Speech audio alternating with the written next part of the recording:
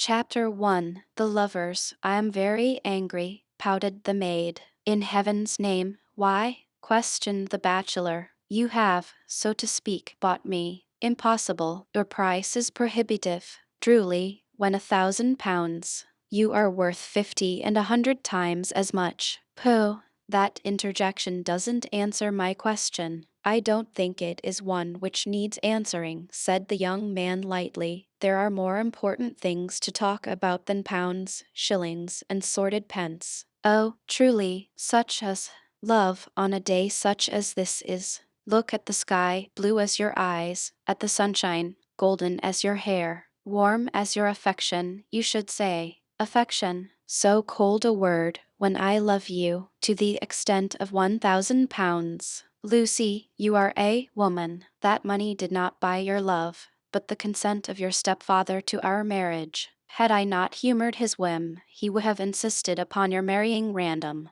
Lucy pouted again and in scorn. As if I ever would, said she. Well, I don't know. Random is a soldier and a baronet, handsome and agreeable, with a certain amount of talent. What objection can you find to such a match? One insuperable objection. He isn't you, Archie, darling. The adjective appears to be an afterthought, grumbled the bachelor. Then, when she merely laughed teasingly after the manner of women, he added moodily, No, by Jove, Random isn't me, by any manner of means. I am but a poor artist without fame or position, struggling on 300 a year for a grudging recognition. Quite enough for one, you greedy creature. And for two? He inquired softly. More than enough. Oh, nonsense, nonsense, nonsense. What? When I am engaged to you? Actions speak much louder than remarks, Mr. Archibald Hope.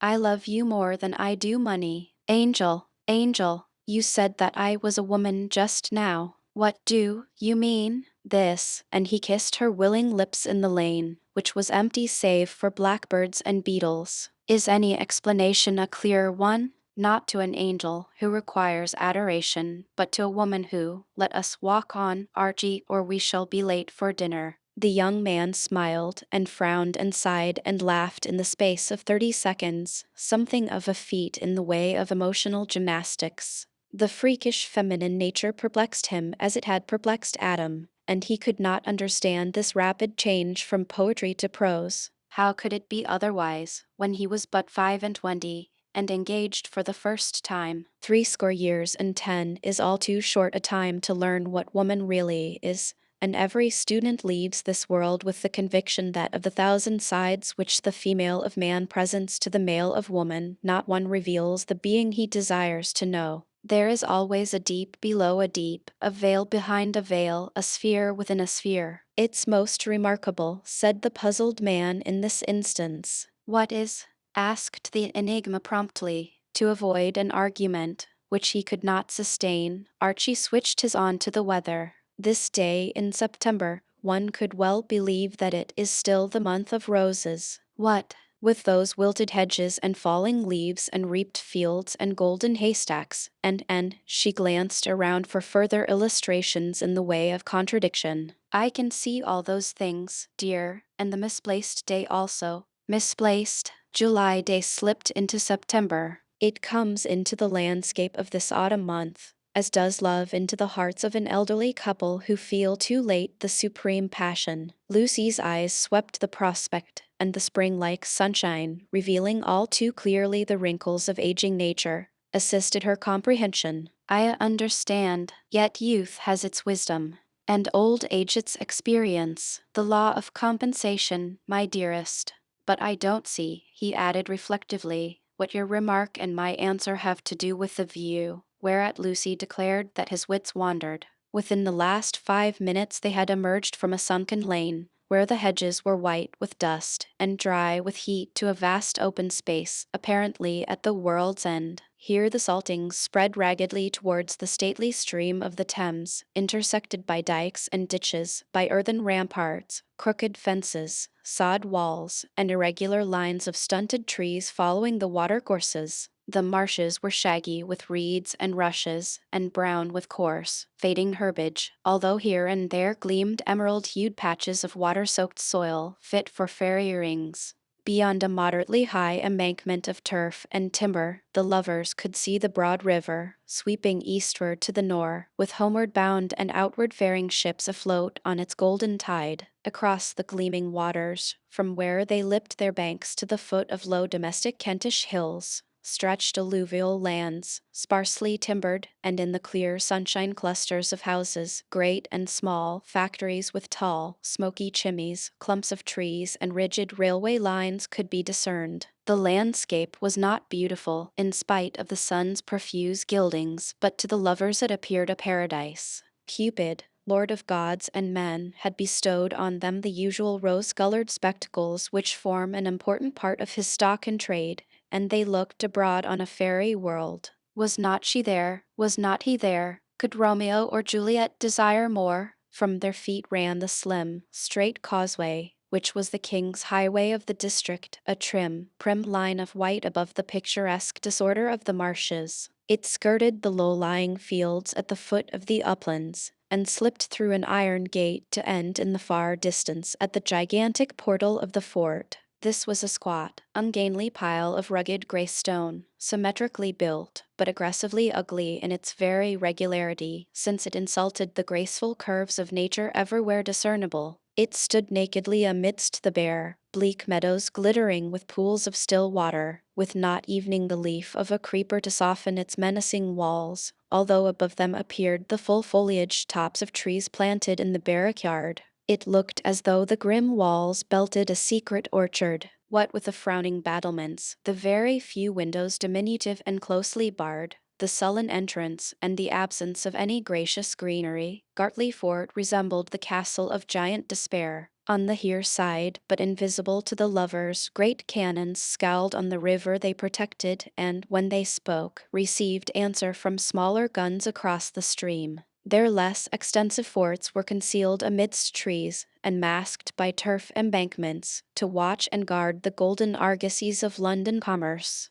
Lucy, always impressionable, shivered with her hand in that of Archie's as she stared at the landscape, melancholy evening in the brilliant sunshine. "I should hate to live in Gartley Fort," said she abruptly. "One may as well be in jail. If you marry Random you will have to live there, or on a baggage wagon. He is RGA. Captain, remember, and has to go where Glory calls him, like a good soldier." "Glory can call until glory is hoarse for me," retorted the girl candidly. "I prefer an artist's studio to a camp." "Why?" asked Hope, laughing at her vehemence. "The reason is obvious. I love the artist, and if you loved the soldier, I should mount the baggage wagon and make him Bovril when he was wounded. But for you, dear, I shall cook and sew and bake and—" Stop. I want a wife, not a housekeeper. Every sensible man wants the two in one. But you should be a queen, darling. Not with my own consent, Archie. The work is much too hard. Existence on £6 a week with you will be more amusing. We can take a cottage, you know, and live the simple life in Gartley Village, until you become the PRA and I can be Lady Hope, to walk in silk attire. You shall be queen of the earth, darling, and walk alone. How dull! I would much rather walk with you. And that reminds me that dinner is waiting. Let us take the short cut home through the village. On the way you can tell me exactly how you bought me from my stepfather for £1,000. Archie Hope frowned at the incurable obstinacy of the sex. "I didn't buy you, dearest. How many times do you wish me to deny a sale which never took place? I merely obtained your stepfather's consent to our marriage in the near future,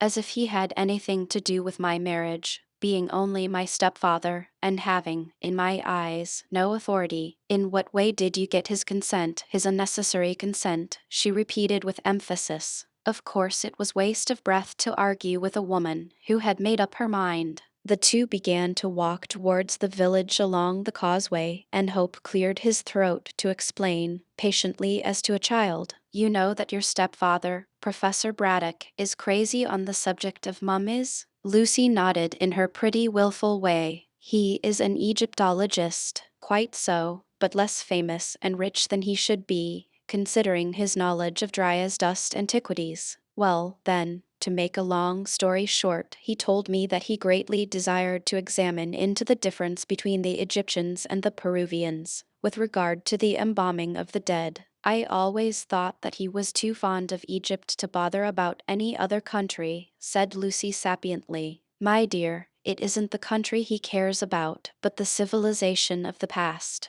The Incas embalmed their dead, as did the Egyptians, and in some way the professor heard of a royal mummy, swathed in green bandages. So he described it to me. It should be called an Irish mummy, said Lucy flippantly. Well, this mummy is in possession of a man at Malta, and Professor Braddock, hearing that it was for sale for £1,000. Oh, interrupted the girl vivaciously, so this was why father sent Sidney Bolton away 6 weeks ago. Yes. As you know, Bolton is your stepfather's assistant and is as crazy as the professor on the subject of Egypt. I asked the professor if he would allow me to marry you. Quite unnecessary, interpolated Lucy briskly. Archie passed over the remark to evade an argument. When I asked him, he said that he wished you to marry Random, who is rich. I pointed out that you loved me and not Random, and that Random was on a yachting cruise while I was on the spot. He then said that he could not wait for the return of Random and would give me a chance. What did he mean by that? Well, it seems that he was in a hurry to get this green mummy from Malta, as he feared lest some other person should snap it up. This was 2 months ago, remember, and Professor Braddock wanted the cash at once. Had Random been here he could have supplied it, but as Random was away he told me that if I handed over £1,000 to purchase the mummy, that he would permit our engagement now, and our marriage in 6 months. I saw my chance and took it, for your stepfather has always been an obstacle in our path, Lucy, dear. In a week Professor Braddock had the money, as I sold out some of my investments to get it. He then sent Bolton to Malta in a tramp steamer for the sake of cheapness, and now expects him back with the green mummy. Has Sidney bought it? Yes, he got it for £900, the professor told me, and is bringing it back in the Diver. That's the same tramp steamer in which he went to Malta. So that's the whole story, and you can see there is no question of you being bought. The £1,000 went to get your father's consent. He is not my father, snapped Lucy, finding nothing else to say. You call him so. That is only from habit. I can't call him Mr. Braddock or Professor Braddock when I live with him, so father is the sole mode of address left to me. And after all, she added, taking her lover's arm, I like the professor. He is very kind and good, although extremely absent-minded. And I am glad he has consented, for he worried me a lot to marry Sir Frank Random. I am glad you bought me, but I didn't, cried the exasperated lover. I think you did, and you shouldn't have diminished your income by buying what you could have had for nothing. Archie shrugged his shoulders. It was vain to combat her fixed idea. I have still 300 a year left, and you were worth buying. You have no right to talk of me as though I had been bought. The young man gasped.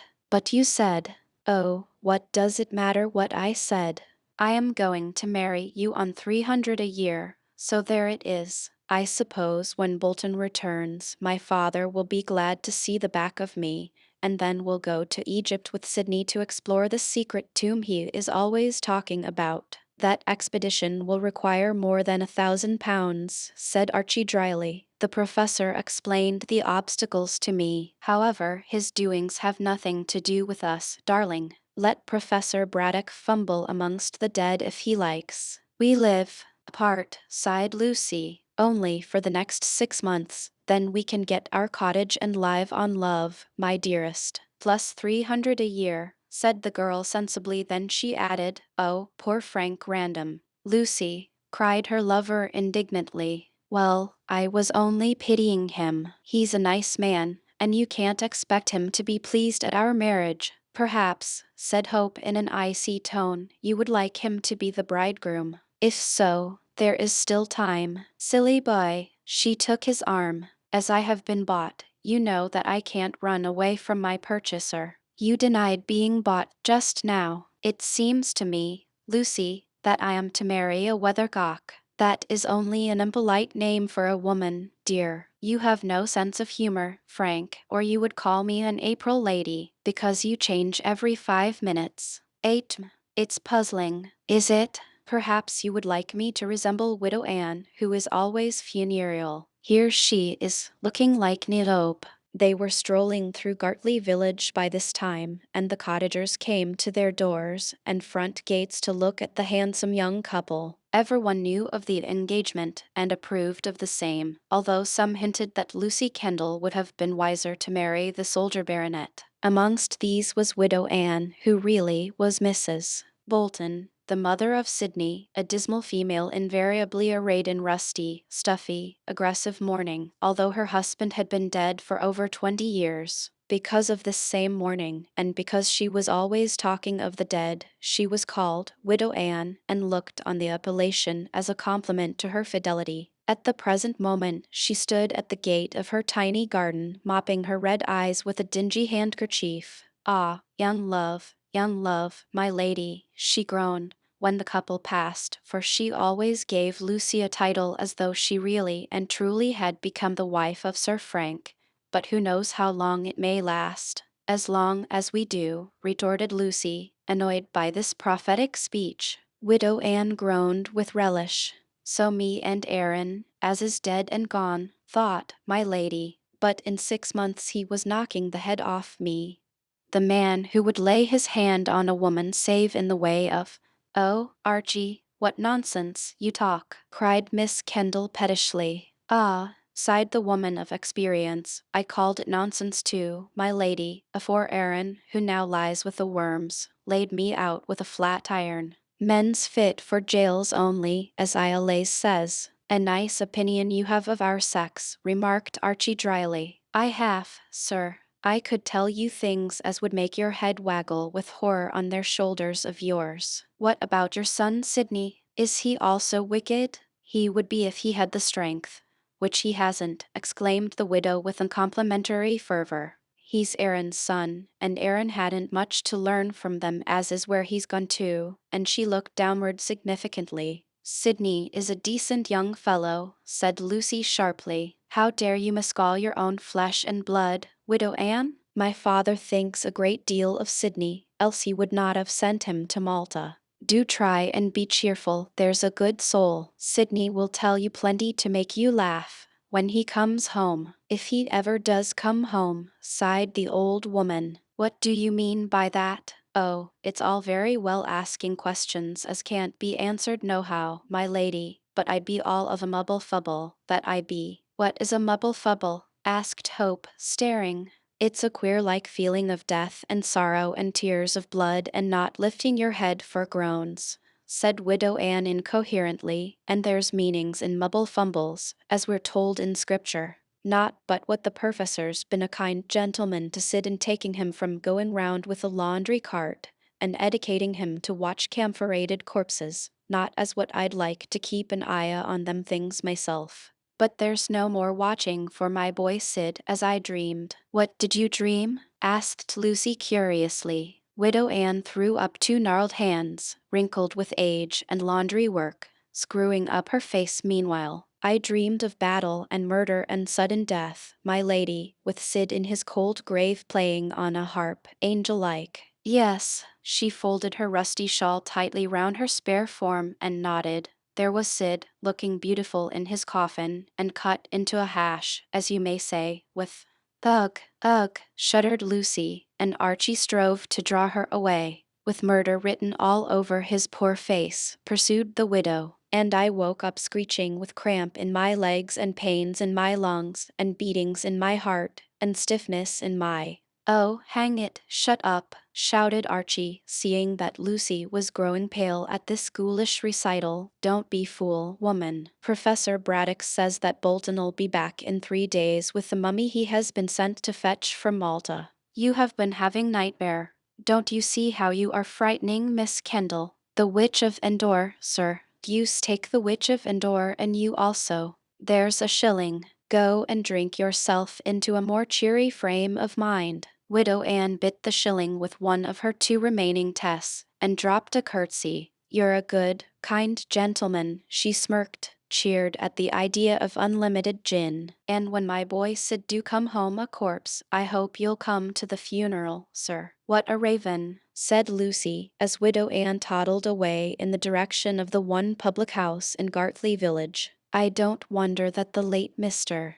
Bolton laid her out with a flat iron. To slay such a woman would be meritorious." "I wonder how she came to be the mother of Sidney," said Miss Kendall reflectively, as they resumed their walk. "He's such a clever, smart, and handsome young man." "I think Bolton owes everything to the professor's teaching and example," Lucy replied her lover. "He was an uncouth lad, I understand, when your stepfather took him into the house 6 years ago. Now he is quite presentable. I shouldn't wonder if he married Mrs. Jasher. I rather think Mrs. Jasher admires the professor." "Oh, he'll never marry her. If she were a mummy there may be a chance, of course, but as a human being the professor will never look at her." "I don't know so much about that, Archie. Mrs. Jasher is attractive." Hope laughed. "In a mutton-dressed as lamb way, no doubt. And she has money. My father is poor, and so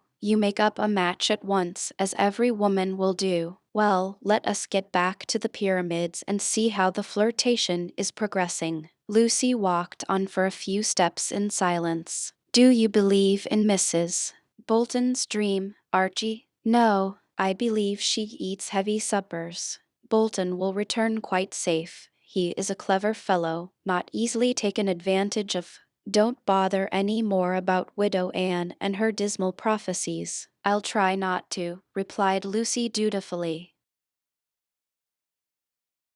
Chapter 2. Professor Braddock. There was only one really palatial mansion in Gartley, and that was the ancient Georgian house known as the Pyramids. Lucy's stepfather had given the place this eccentric name on taking up his abode there some 10 years previously. Before that time the dwelling had been occupied by the lord of the manor and his family. But now the old squire was dead, and his impecunious children were scattered to the 4 quarters of the globe in search of money with which to rebuild their ruined fortunes. As the village was somewhat isolated and rather unhealthily situated in a marshy country, the huge, roomy old grange had not been easy to let, and had proved quite impossible to sell. Under these disastrous circumstances, Professor Braddock, who described himself humorously as a scientific pauper, had obtained the tenancy at a ridiculously low rental, much to his satisfaction. Many people would have paid money to avoid exile in these damp waste lands, which, as it were, fringed civilization, but their loneliness and desolation suited the professor exactly. He required ample room for his Egyptian collection, with plenty of time to decipher hieroglyphics and study perished dynasties of the Nile Valley. The world of the present day did not interest Braddock in the least.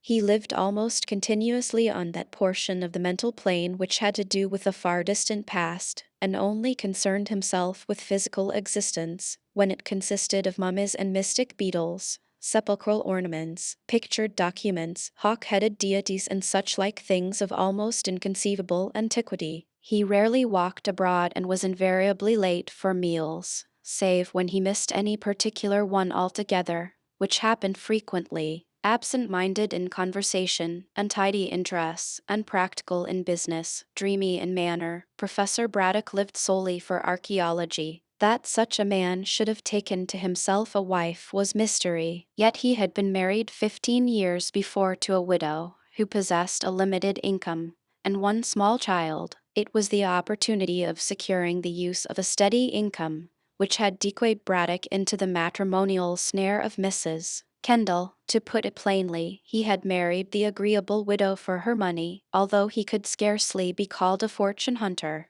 Like Eugene Aram, he desired cash to assist learning, and as that scholar had committed murder to secure what he wanted, so did the professor marry to obtain his ends. These were to have someone to manage the house, and to be set free from the necessity of earning his bread, so that he may indulge in pursuits more pleasurable than money-making. Mrs. Kendall was a placid, phlegmatic lady who liked rather than loved the professor, and who desired him more as a companion than as a husband. With Braddock, she did not arrange a romantic marriage so much as enter into a congenial partnership. She wanted a man in the house, and he desired freedom from pecuniary embarrassment. On these lines, the prosaic bargain was struck, and Mrs. Kendall became the professor's wife with entirely successful results. She gave her husband a home, and her child a father, who became fond of Lucy, and who, considering he was merely an amateur parent, acted admirably. But this sensible partnership lasted only for 5 years. Mrs. Braddock died of a chill on the liver and left her 500 a year to the professor for life, with remainder to Lucy, then a small girl of 10. It was at this critical moment that Braddock became a practical man for the first and last time in his dreamy life. He buried his wife with unfeigned regret, for he had been sincerely attached to her in his absent-minded way, and sent Lucy to a Hampstead boarding school. After an interview with his late wife's lawyer to see that the income was safe, he sought for a house in the country, and quickly discovered Gartley Grange, which no one would take because of its isolation. Within 3 months from the burial of Mrs. Braddock, the widower had removed himself and his collection to Gartley, and had renamed his new abode the Pyramids. Here he dwelt quietly and enjoyably, from his dry-as-dust point of view, for 10 years, and here Lucy Kendall had come, when her education was completed. The arrival of a marriageable young lady made no difference in the professor's habits, and he hailed her thankfully as the successor to her mother in managing the small establishment. It is to be feared that Braddock was somewhat selfish in his views, but the fixed idea of archaeological research made him egotistical. The mansion was 3-story, flat-roofed, extremely ugly and unexpectedly comfortable. Built of mellow red brick with dingy white stone facings, it stood a few yards back from the roadway which ran from Gartley Fort through the village, and, at the precise point where the Pyramids was situated, curved abruptly through woodlands to terminate a mile away, at Jessam, the local station of the Thames Railway line. An iron railing, embedded in mouldering stonework, divided the narrow front garden from the road, and on either side of the door, which could be reached by 5 shallow steps, grew 2 small yew trees, smartly clipped and trimmed into cones of dull green. These yews possessed some magical significance, which Professor Braddock would occasionally explain to chance visitors interested in occult matters, for, amongst other things Egyptian, the archaeologist searched into the magic of the sons of Khem, and insisted that there was more truth than superstition in their enchantments. Braddock used all the vast rooms of the ground floor to house his collection of antiquities, which he had acquired through many laborious years. He dwelt entirely in this museum, as his bedroom adjoined his study, and he frequently devoured his hurried meals amongst the brilliantly tinted mummy cases. The embalmed dead populated his world, and only now and then, when Lucy insisted, did he ascend to the first floor, which was her particular abode. Here was the drawing-room, the dining-room, and Lucy's boudoir. Here also were sundry bedrooms, furnished and unfurnished, in one of which Miss Kendall slept, while the others remained vacant for chance visitors, principally from the scientific world. The 3rd story was devoted to the cook, her husband, who acted as gardener, and to the house parlor maid, a composite domestic, who worked from morning until night in keeping the great house clean. During the day these servants attended to their business in a comfortable basement, where the cook ruled supreme. At the back of the mansion stretched a fairly large kitchen garden, to which the cook's husband devoted his attention. This was the entire domain belonging to the tenant, as, of course, the professor did not rent the arable acres and comfortable farms which had belonged to the dispossessed family. Everything in the house went smoothly, as Lucy was a methodical young person who went by the clock and the almanac. Braddock little knew how much of his undeniable comfort he owed to her fostering care, for, prior to her return from school, he had been robbed right and left by unscrupulous domestics. When his stepdaughter arrived, he simply handed over the keys and the housekeeping money, a fixed sum, and gave her strict instructions not to bother him. Miss Kendall faithfully observed this injunction, as she enjoyed being undisputed mistress, and knew that, So long as her stepfather had his meals, his bed, his bath, and his clothes, he required nothing save the constant society of his beloved mummies, of which no one wished to deprive him. These he dusted and cleansed and rearranged himself. Not evening Lucy dared to invade the museum, and the mere mention of spring cleaning drove the professor into displaying frantic rage, in which he used bad language. On returning from her walk with Archie, the girl had lured her stepfather into assuming a rusty dress suit, which had done service for many years, and had coaxed him into a promise to be present at dinner. Mrs. Jasher, the lively widow of the district, was coming, and Braddock approved of a woman who looked up to him as the one wise man in the world. Evening science is susceptible to judicious flattery, and Mrs. Jasher was never backward in putting her admiration into words. Female gossip declared that the widow wished to become the second Mrs. Braddock, but if this was really the case, she had but small chance of gaining her end. The professor had once sacrificed his liberty to secure a competence, and having acquired 500 a year, was not inclined for a second matrimonial venture. Had the widow been a dollar heiress with $1 million at her back, he would not have troubled to place a ring on her finger. And certainly Mrs. Jasher had little to gain from such a dreary marriage, beyond a collection of rubbish, as she said, and a dull country house situated in a district inhabited solely by peasants belonging to Saxon times. Archie Hope left Lucy at the door of the Pyramids, and repaired to his village lodgings for the purpose of assuming evening dress. Lucy, being her own housekeeper, assisted the overworked parlor maid to lay and decorate the table before receiving the guests. Thus Mrs. Jasher found no one in the drawing-room to welcome her, and, taking the privilege of old friendship, descended to Beard Braddock in his den. The professor raised his eyes from a newly bought scarabaeus to behold a stout little lady smiling on him from the doorway. He did not appear to be grateful for the interruption, but Mrs. Jasher was not at all dismayed, being a man-hunter by profession. Besides, she saw that Braddock was in the clouds as usual, and would have received the king himself in the same absent-minded manner. "Poof! What an abominable smell!" exclaimed the widow, holding a flimsy lace handkerchief to her nose. "Kind of camphor sandalwood charnel house smell. I wonder you are not asphyxiated."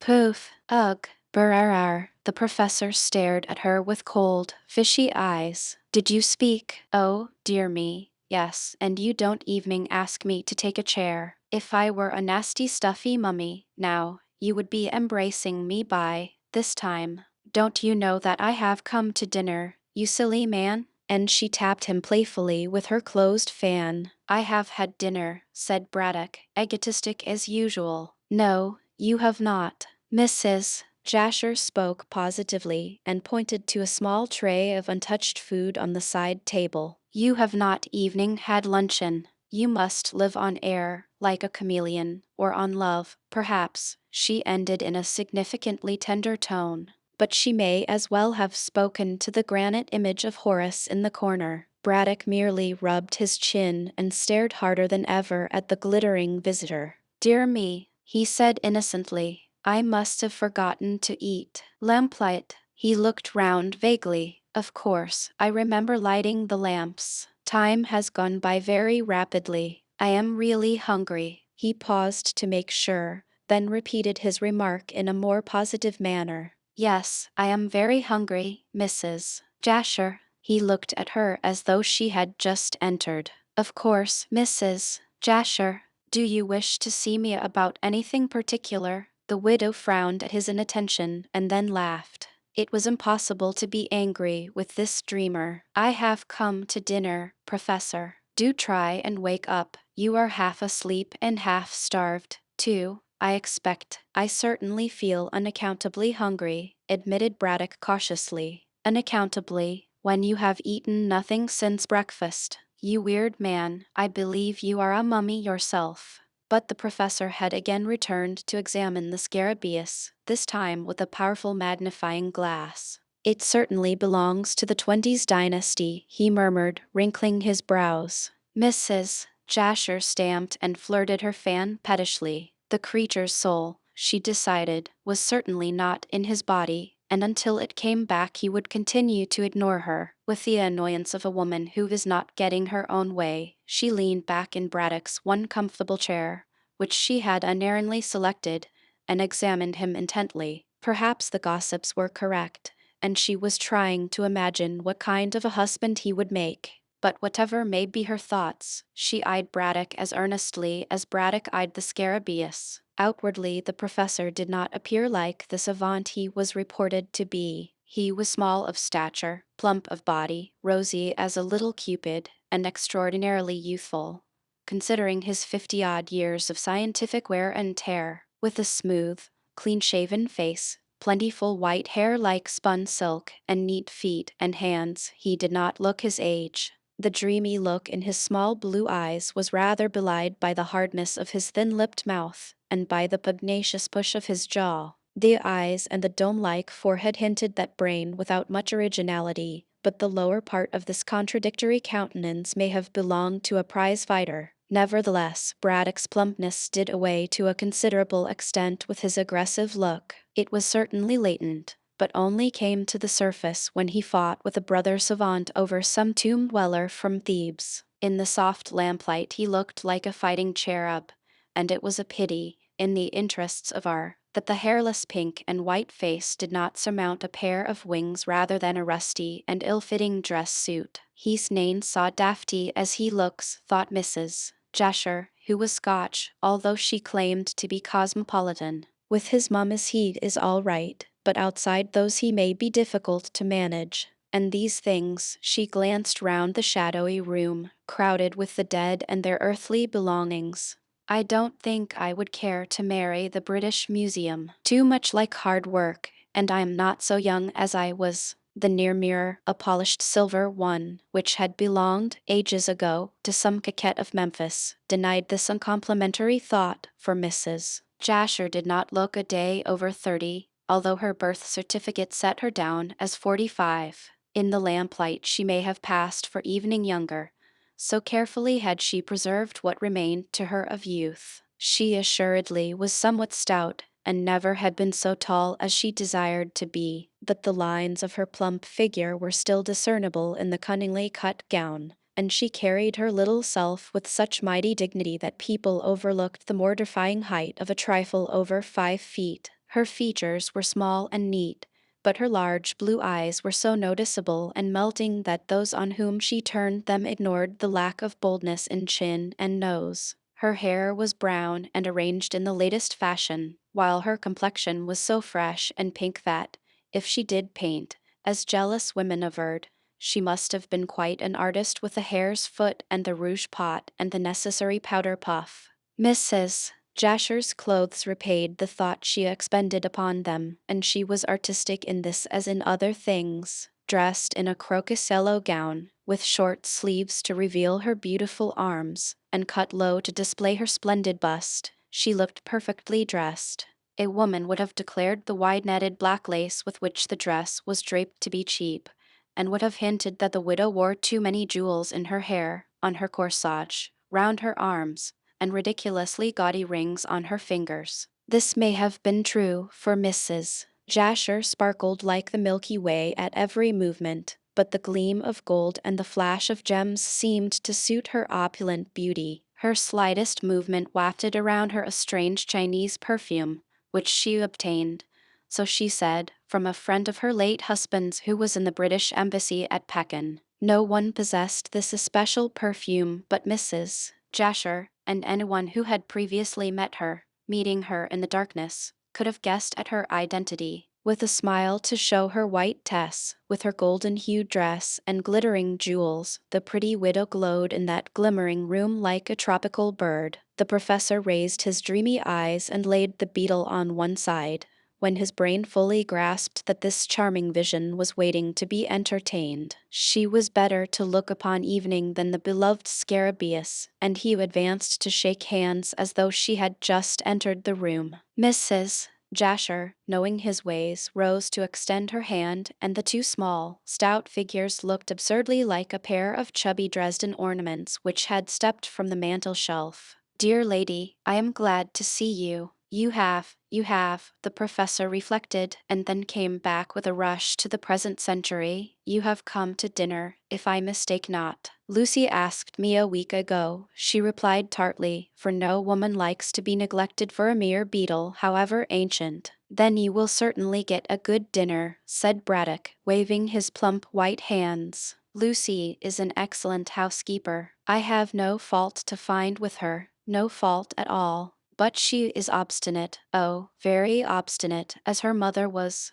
Do you know, dear lady, that in a papyrus scroll which I lately acquired I found the recipe for a genuine Egyptian dish, which Amenemhat, the last pharaoh of the 11th dynasty, you know, may have eaten, and probably did eat. I desired Lucy to serve it tonight, but she refused, much to my annoyance. The ingredients, which had to do with roasted gazelle, were oil and coriander seed and, if my memory serves me, a saffetida. Ugh, Mrs. Jasher's handkerchief went again to her mouth. Say no more, Professor, your dish sounds horrid. I don't wish to eat it, and be turned into a mummy before my time. You would make a really beautiful mummy, said Braddock, paying what he conceived was a compliment, and, should you die, I shall certainly attend to your embalming, if you prefer that to cremation. You dreadful man, cried the widow, turning pale and shrinking. Why, I really believe that you would like to see me packed away in one of those disgusting coffins. Disgusting, cried the outraged professor, striking one of the brilliantly tinted cases. Can you call so beautiful a specimen of sepulchral art disgusting?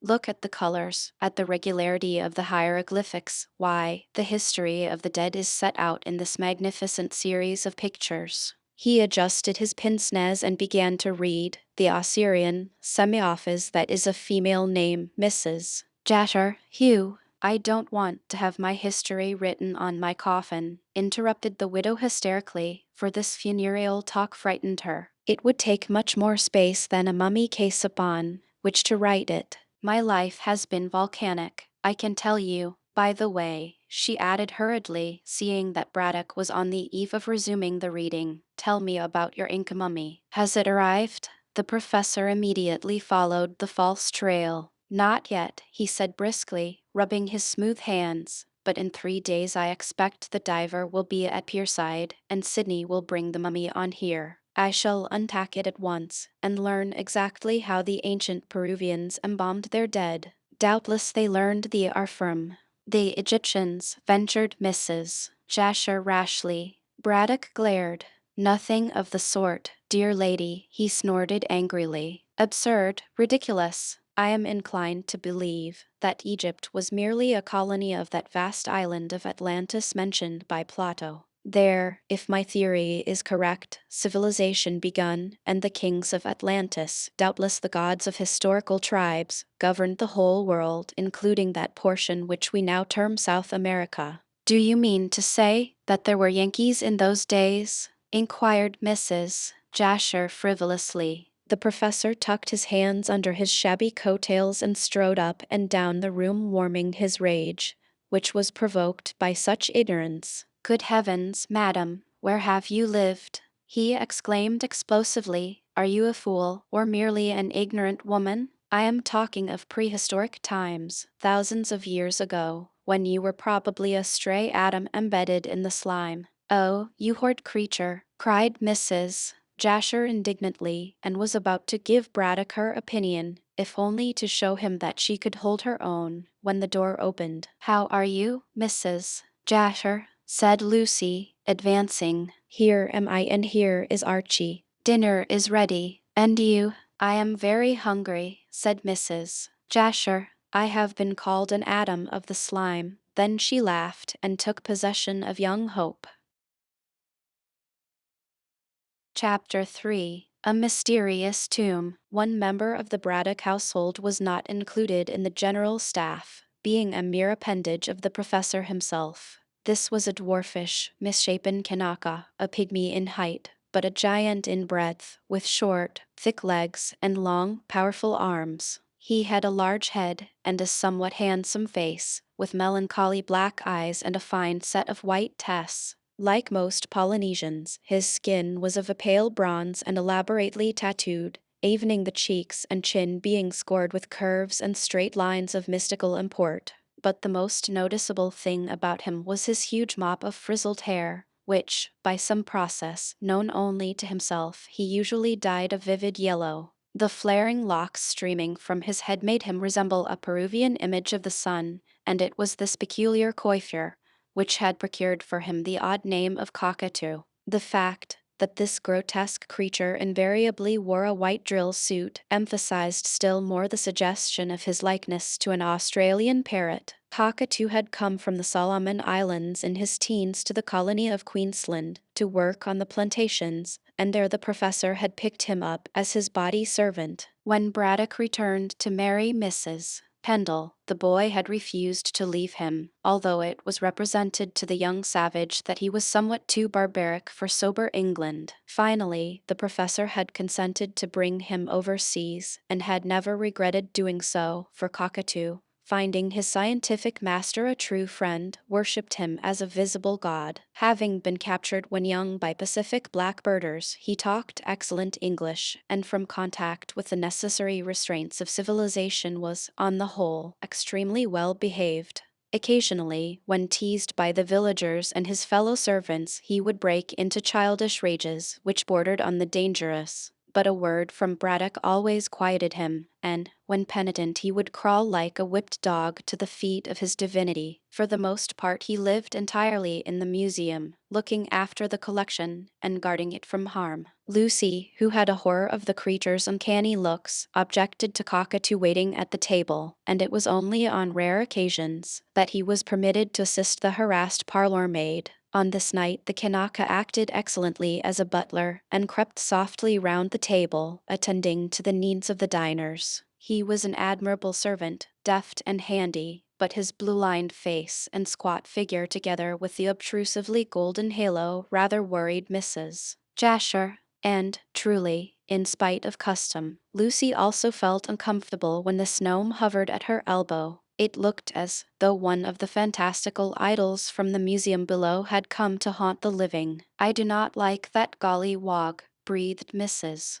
Jasher to her host, when Cockatoo was at the sideboard. "He gives me the creeps." "Imagination, my dear lady, pure imagination. Why should we not have a picturesque animal to wait upon us?" "He would wait picturesquely enough at a cannibal feast," suggested Archie, with a laugh. "Don't," murmured Lucy, with a shiver. "I shall not be able to eat my dinner if you talk so." "Odd that Hope should say what he has said," observed Braddock confidently to the widow. "Cockatoo comes from a cannibal island, and doubtless has seen the consumption of human flesh."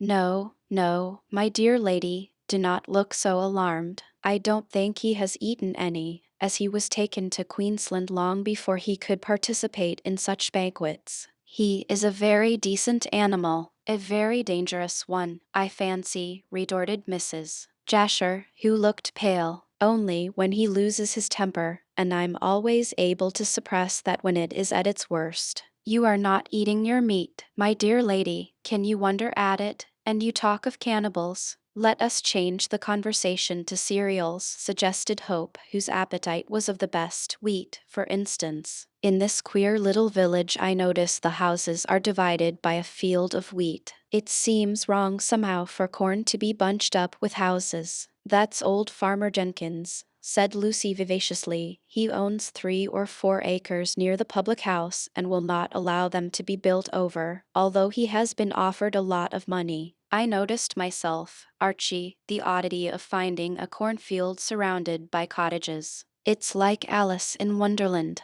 But fancy any one offering money for land here," observed Hope, toying with his claret glass, which had just been refilled by the attentive Cockatoo, at the back of beyond, as it were. "I shouldn't care to live here. The neighborhood is so desolate." "All the same you do live here," interposed Mrs. Jasher smartly, and with a roguish glance at Lucy. Archie caught the glance and saw the blush on Miss Kendall's face.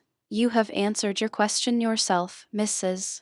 Jasher," he said, smiling. "I have the inducement you hint at to remain here, and certainly, as a landscape painter, I admire the marshes and sunsets. As an artist and an engaged man I stop in Gartley. otherwise I should clear out. But I fail to see why a lady of your attractions should. I may have a sentimental reason also, interrupted the widow, with a sly glance at the absent-minded professor, who was drawing hieroglyphics on the tablecloth with a fork. Also, my cottage is cheap and very comfortable. The late Mr. Jasher did not leave me sufficient money to live in London. He was a consul in China, you know, and consuls are never very well paid. I will come in for a large income, however. Truly, said Lucy politely, and wondering why Mrs. Jasher was so communicative. Soon, I hope. It may be very soon. My brother, you know, a merchant in Pekin. He has come home to die and is unmarried. When he does die, I shall go to London. But, added the widow, meditatively and glancing again at the professor, I shall be sorry to leave dear Gartley. Still, the memory of happy hours spent in this house will always remain with me. Ah me, ah me. And she put her handkerchief to her eyes. Lucy telegraphed to Archie that the widow was a humbug,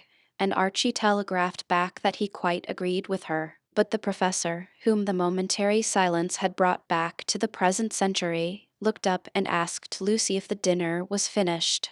I have to do some work this evening, said the professor. Oh, father, when you said that you would take a holiday, said Lucy reproachfully. I am doing so now. Look at the precious minutes I am wasting in eating, my dear. Life is short and much remains to be done in the way of Egyptian exploration. There is the sepulchre of Queen Tahoser. If I could only enter that, and he sighed, while helping himself to cream. Why don't you? Asked Mrs. Jasher, who was beginning to give up her pursuit of Braddock, for it was no use wooing a man whose interests centered entirely in Egyptian tombs. I have yet to discover it, said the professor simply. Then, warming to the congenial theme, he glanced around and delivered a short historical lecture. Tahoser was the chief wife and queen of a famous pharaoh, the pharaoh of the Exodus, in fact. The one who was drowned in the Red Sea? Asked Archie idly. Why, yes, but that happened later, before pursuing the Hebrews. If the Mosaic account is to be believed, this pharaoh marched far into the interior of Africa,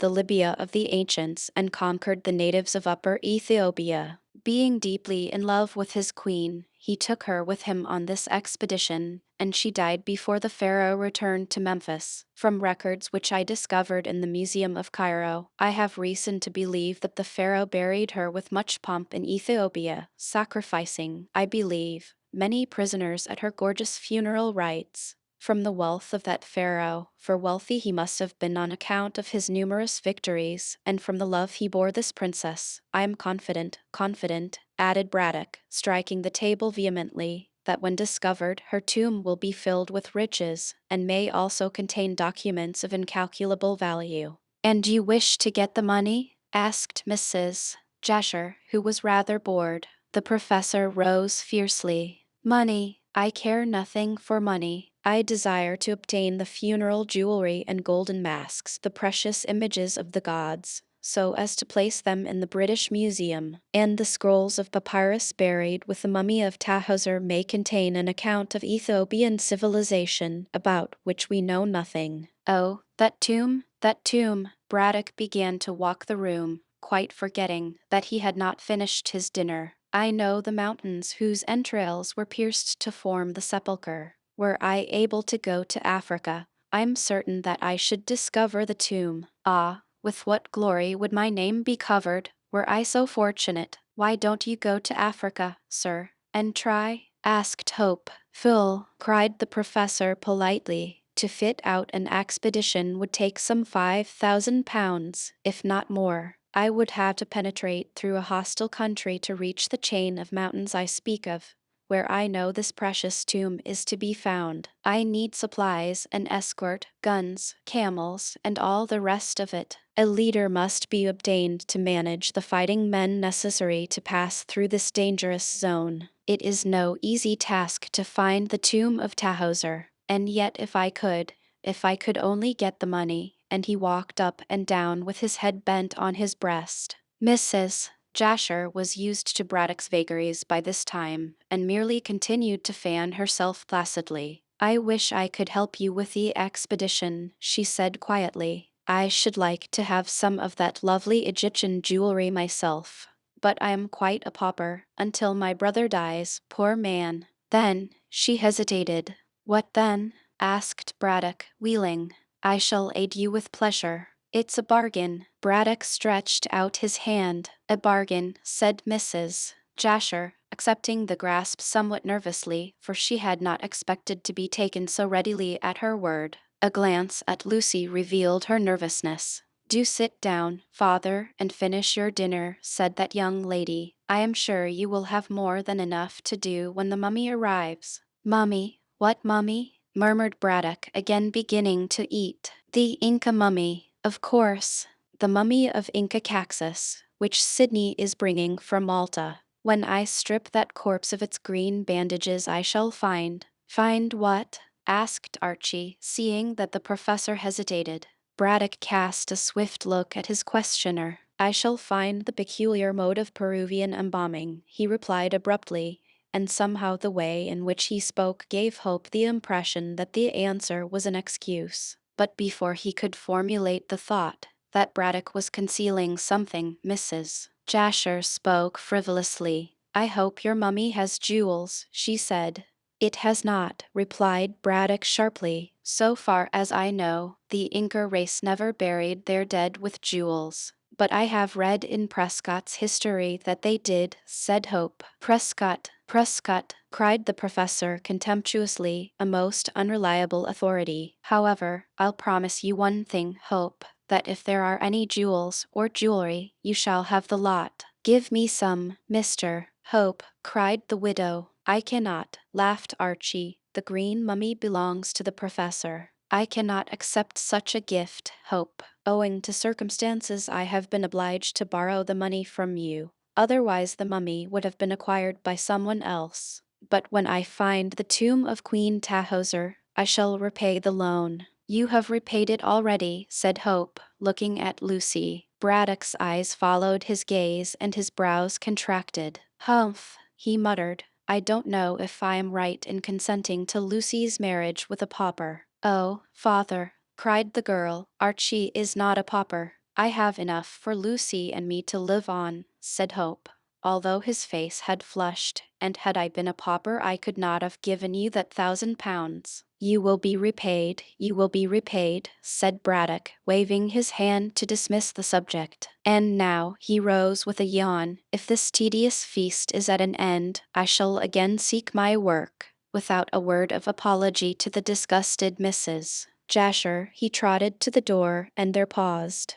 By the way, Lucy, he said, turning, I had a letter today from Random. He returns in his yacht to Pierside in 2 or 3 days. In fact, his arrival will coincide with that of the diver. I don't see what his arrival has to do with me, said Lucy tartly. Oh, nothing at all, said Braddock airily, only I thought, that is, but never mind. Cockatoo, come down with me. Good night. And he disappeared. Well, said Mrs. Jasher, drawing a long breath, for rudeness and selfishness commend me to a scientist. We may be all mud, for what notice he takes of us. Never mind, said Miss Kendall, rising. Come to the drawing-room and have some music. Archie, will you stop here? No, I don't care to sit over my wine alone, said that young gentleman, rising. I shall accompany you and Mrs. Jasher and Lucy. He stopped her at the door, through which the widow had already passed.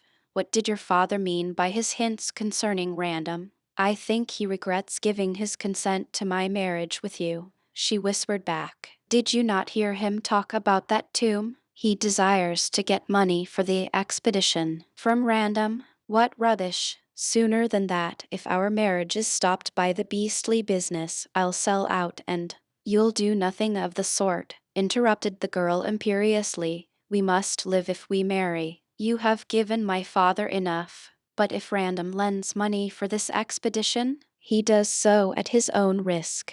I am not going to marry Sir Frank because of my stepfather's requirements. He has no rights over me, and whether he consents or not, I marry you. My darling, and Archie kissed her before they followed Mrs. Jasher into the drawing room. Chapter 4. The Unexpected.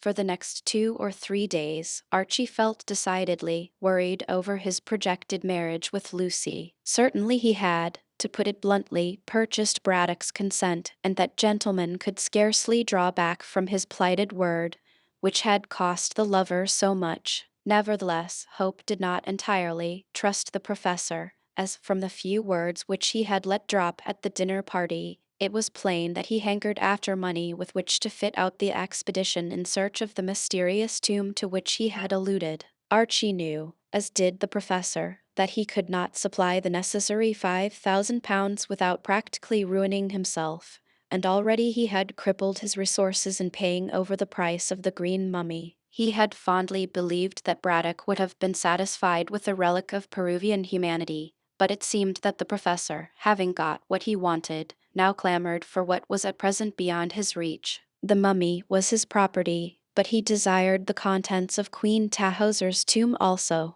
This particular moon, which he cried for, was a very expensive article, and Hope did not see how he could gain it, unless, and here came in the cause of Archie's worry, unless the £5,000 was borrowed from Sir Frank Random, the professor would have to content himself with the Maltese mummy. But from what the young man had seen of Braddock's longing for the especial sepulchre, which he desired to loot, he believed that the scientist would not readily surrender his whim. Random could easily lend or give the money, since he was extremely rich and extremely generous, but it was improbable that he would aid Braddock without a quid pro quo. As the sole desire of the baronet's heart was to make Lucy his wife, it could easily be guessed that he would only assist the professor to realize his ambition on condition that the savant used his influence with his stepdaughter. That meant the breaking of the engagement with Hope and the marriage of the girl to the soldier. Of course, such a state of things would make Lucy unhappy,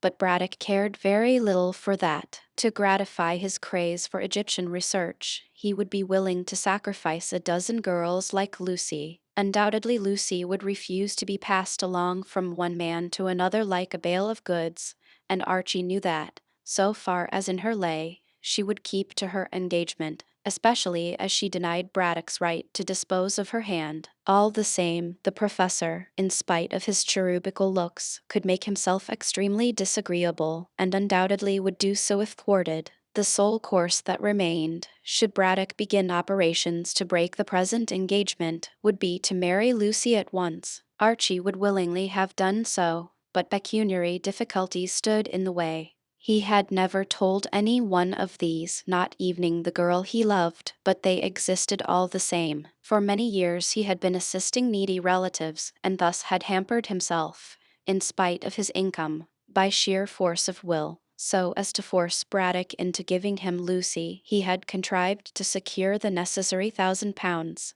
without confusing the arrangements he had made to pay off certain debts connected with his domestic philanthropy. But this brought him to the end of his resources. In 6 months he hoped to be free to have his income entirely to himself, and then, small as it was, he could support a wife. But until the half-year elapsed he could see no chance of marrying Lucy with any degree of comfort, and meanwhile she would be exposed to the persecutions of the professor. Perhaps persecutions is too harsh a word, as Braddock was kind enough to the girl. Nevertheless, he was pertinacious in gaining his aims where his pet hobby was concerned, and undoubtedly, could he see any chance of obtaining the money from Random by selling his stepdaughter, he would do so. Assuredly it was dishonorable to act in this way, but the professor was a scientific Jesuit, and deemed that the end justified the means, when any glory to himself and gain to the British Museum was in question. "But I may be doing him an injustice," said Archie, when he was explaining his fears to Miss Kendall on the 3rd day after the dinner party. "After all, the professor is a gentleman and will probably hold to the bargain which he has made." "I don't care whether he does or not," cried Lucy, who had a fine color and a certain amount of fire in her eyes. "I am not going to be bought and sold to forward these nasty scientific schemes. My father can say what he likes and do what he likes, but I marry you to-morrow if you like." That's just it, said Archie, flushing. We can't marry. Why? She asked, much astonished. Hope looked at the ground and drew patterns with his cane point in the sand. They were seated in the hot sunshine, for the Indian summer still continued, under a moldering brick wall, which ran around the most delightful of kitchen gardens. This was situated at the back of the pyramids and contained a multiplicity of pot herbs and fruit trees and vegetables.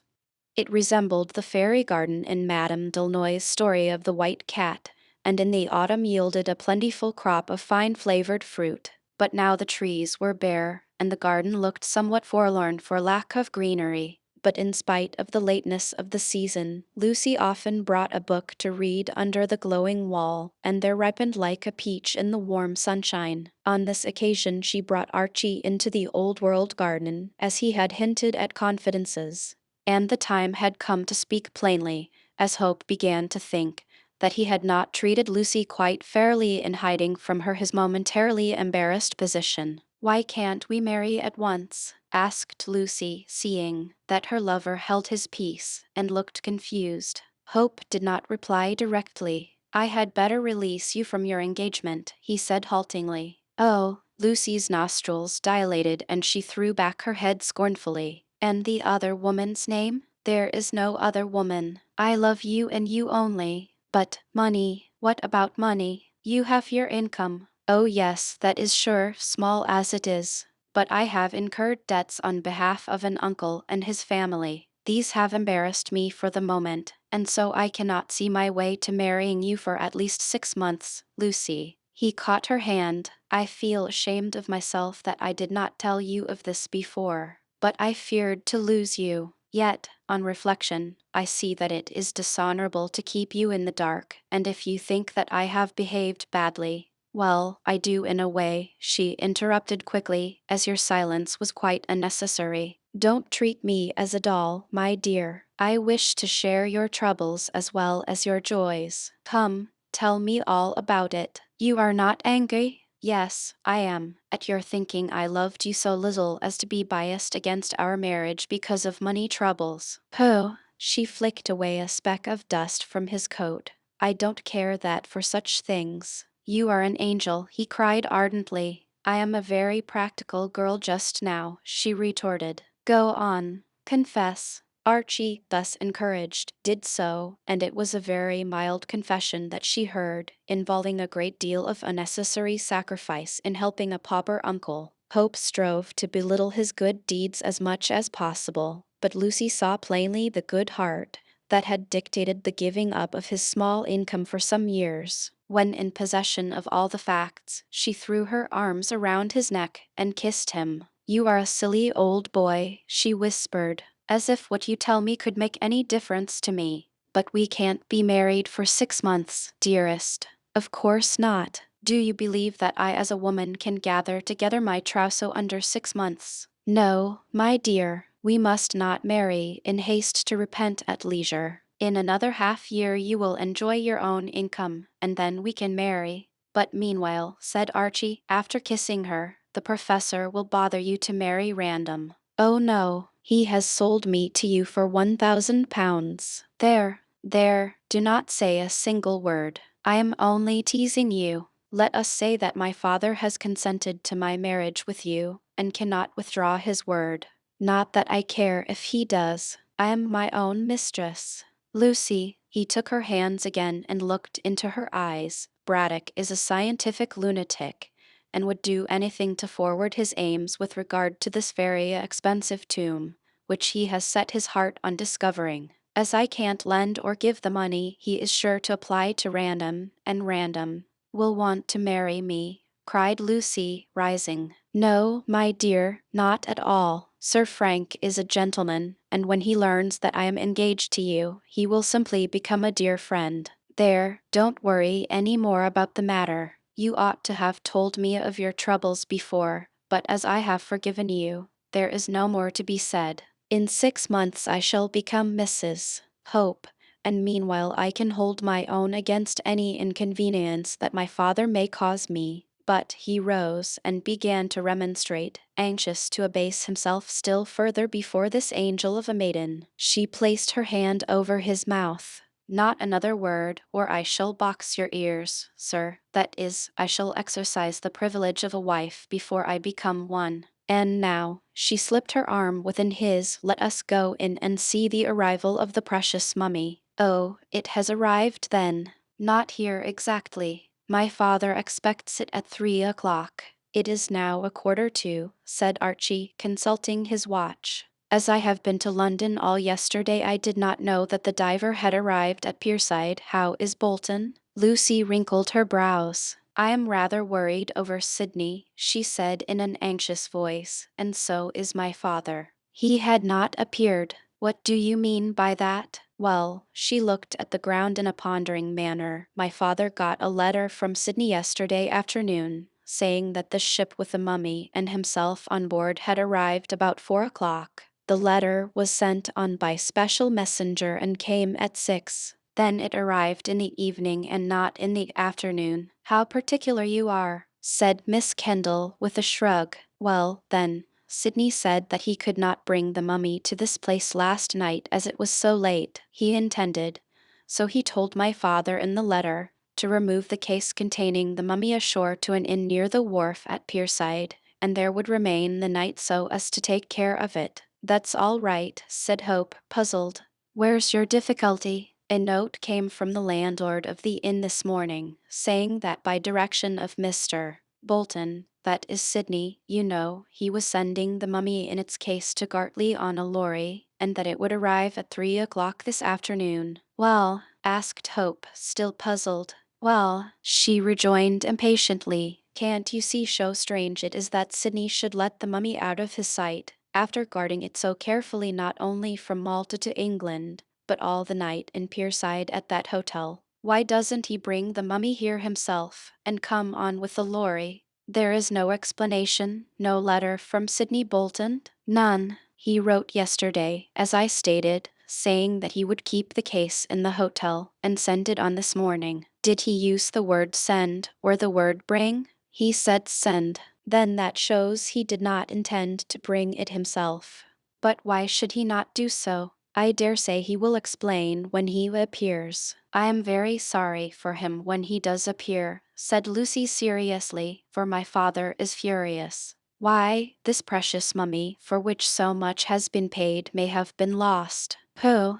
Who would steal a thing like that? A thing like that is worth nearly £1,000, said Lucy in a dry tone, and if anyone got wind of it, stealing would be easy, since Sydney, as appears likely, has sent on the case unguarded. Well, let us go in and see if Sydney arrives with the case. They passed out of the garden and sauntered round to the front of the house. There, standing in the roadway, they beheld a ponderous lorry with a rough-looking driver standing at the horses' heads. The front door of the house was open, so the mummy case had apparently arrived before its time, and had been taken to Braddock's museum while they were chatting in the kitchen garden. Did Mr. Bolton come with the case? Asked Lucy, leaning over the railings and addressing the driver. No one came, miss, except myself and my 2 mates, who have taken the case indoor. The driver jerked a coarse thumb over his shoulder. Was Mr.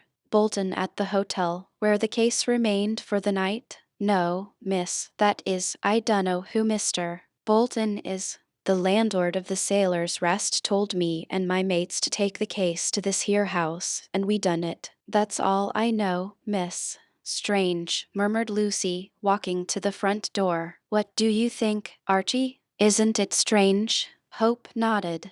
But I dare say Bolton will explain his absence, said he, following her. He will arrive in time to open the mummy case along with the professor. I hope so, said Miss Kendall, who looked much perplexed. I can't understand Sydney abandoning the case when it may so easily have been stolen. Come in and see my father, Archie, and she passed into the house, followed by the young man whose curiosity was now aroused. As they entered the door, the 2 men who had taken in the case blundered out and shortly drove away on the lorry towards Jessam railway station. In the museum they found Braddock purple with rage and swearing vigorously. He was staring at a large packing case, which had been set up on end against the wall, while beside him crouched Cockatoo, holding chisels and hammers and wedges necessary to open the treasure trove. "So the precious mummy has arrived, father," said Lucy, who saw that the professor was furious. "Are you not pleased?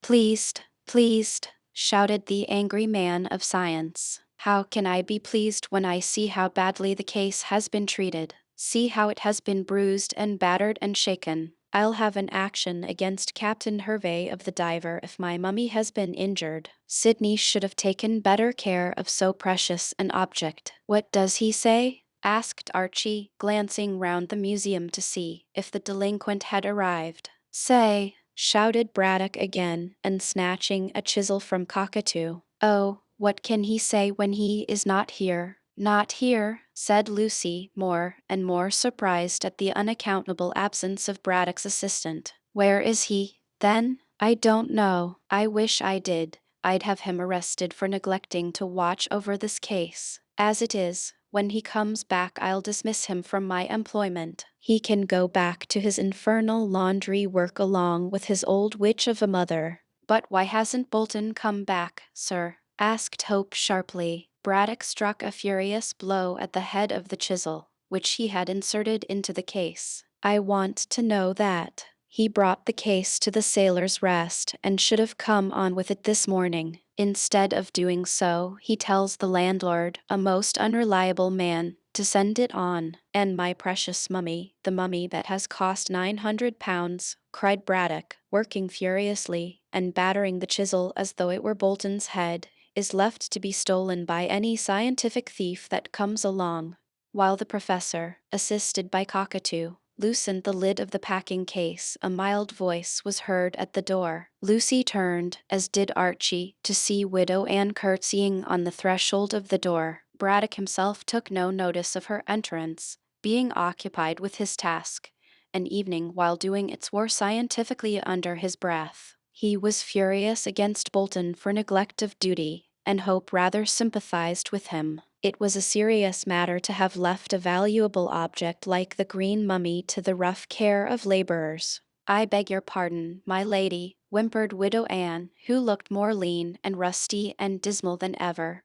"But has my Sid come? I saw the cart and the coffin. Where's my boy?" "Coffin, coffin," bellowed Braddock angrily between thunder blows. "What do you mean by calling this case a coffin?" "Well, it do hold one of them camphorated core, sir," said Mrs. Bolton with another curtsy. "My boy Sid told me as much afore he went to them furrin parts." "Have you seen him since he returned?" questioned Lucy, while Braddock and Cockatoo strained at the lid, now nearly off. "Why, I ain't set eyes on him," moaned the widow dismally, "and some'at tells me as I never will." "Don't talk rubbish, woman," said Archie tartly, for he did not wish Lucy to be upset again by this ancient ghoul. "Woman truly, sir. I'd have you know, though." The widow jumped and quavered as the lid of the packing case fell on the floor with a bang. "Oh lor, sir, the start you did give me." But Braddock had no eyes for her, and no ears for anyone. He pulled lustily at the straw packing, and soon the floor was littered with rubbish. But no green case appeared, and no mummy. Suddenly Widow Ann shrieked again. "There's my Sid, dead. Oh, my son, dead.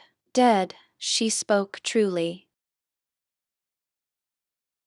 Chapter 5. Mystery. After that one cry of agony from Widow Ann, there was silence for quite 1 minute. The terrible contents of the packing case startled and terrified all present. Faint and white, Lucy clung to the arm of her lover to keep herself from sinking to the ground, as Mrs.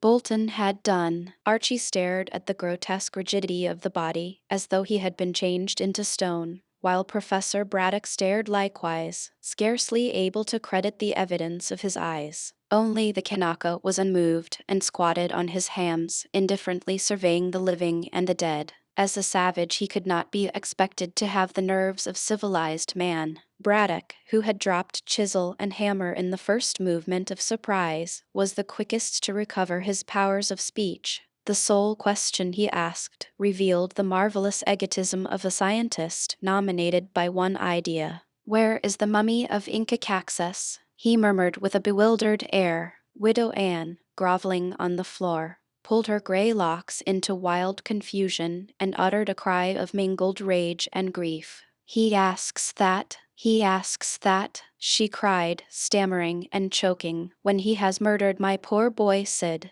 "What's that?" demanded Braddock sharply and recovering from a veritable stupor, which the disappearance of the mummy and the sight of his dead assistant had thrown him into. "Kill your son? How could I kill your son? What advantage would it have been to me had I killed your son?" God knows, sobbed the old woman, "but you—" "Mrs. Bolton, you are raving," said Hope hastily, and strove to raise her from the floor. "Let Miss Kendall take you away. And you go, Lucy. This sight is too terrible for your eyes." Lucy, inarticulate with nervous fear, nodded and tottered towards the door of the museum. But Widow Anne refused to be lifted to her feet. "My boy is dead," she wailed. "My boy Sid is a corpse as I saw him in my dream. In the coffin, too, cut to pieces."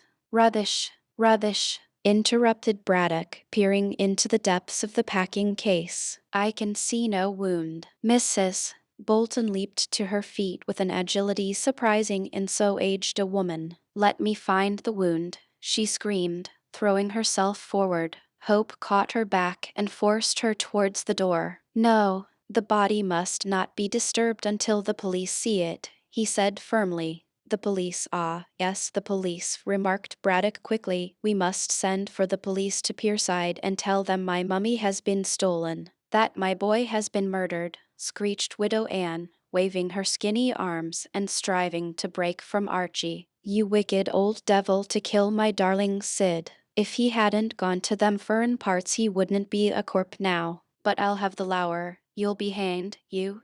Braddock lost his patience under this torrent of unjust accusations and rushed towards Mrs. Bolton, dragging Cockatoo by the arm. In less time than it takes to tell, he had swept both Archie and the widow out into the hall, where Lucy was trembling, and Cockatoo, by his master's order, was locking the door. "Not a thing shall be touched until the police come. Hope, you are a witness that I have not meddled with the dead. You were present when I opened the packing case. You have seen that a useless body has been substituted for a valuable mummy. And yet this old witch dares.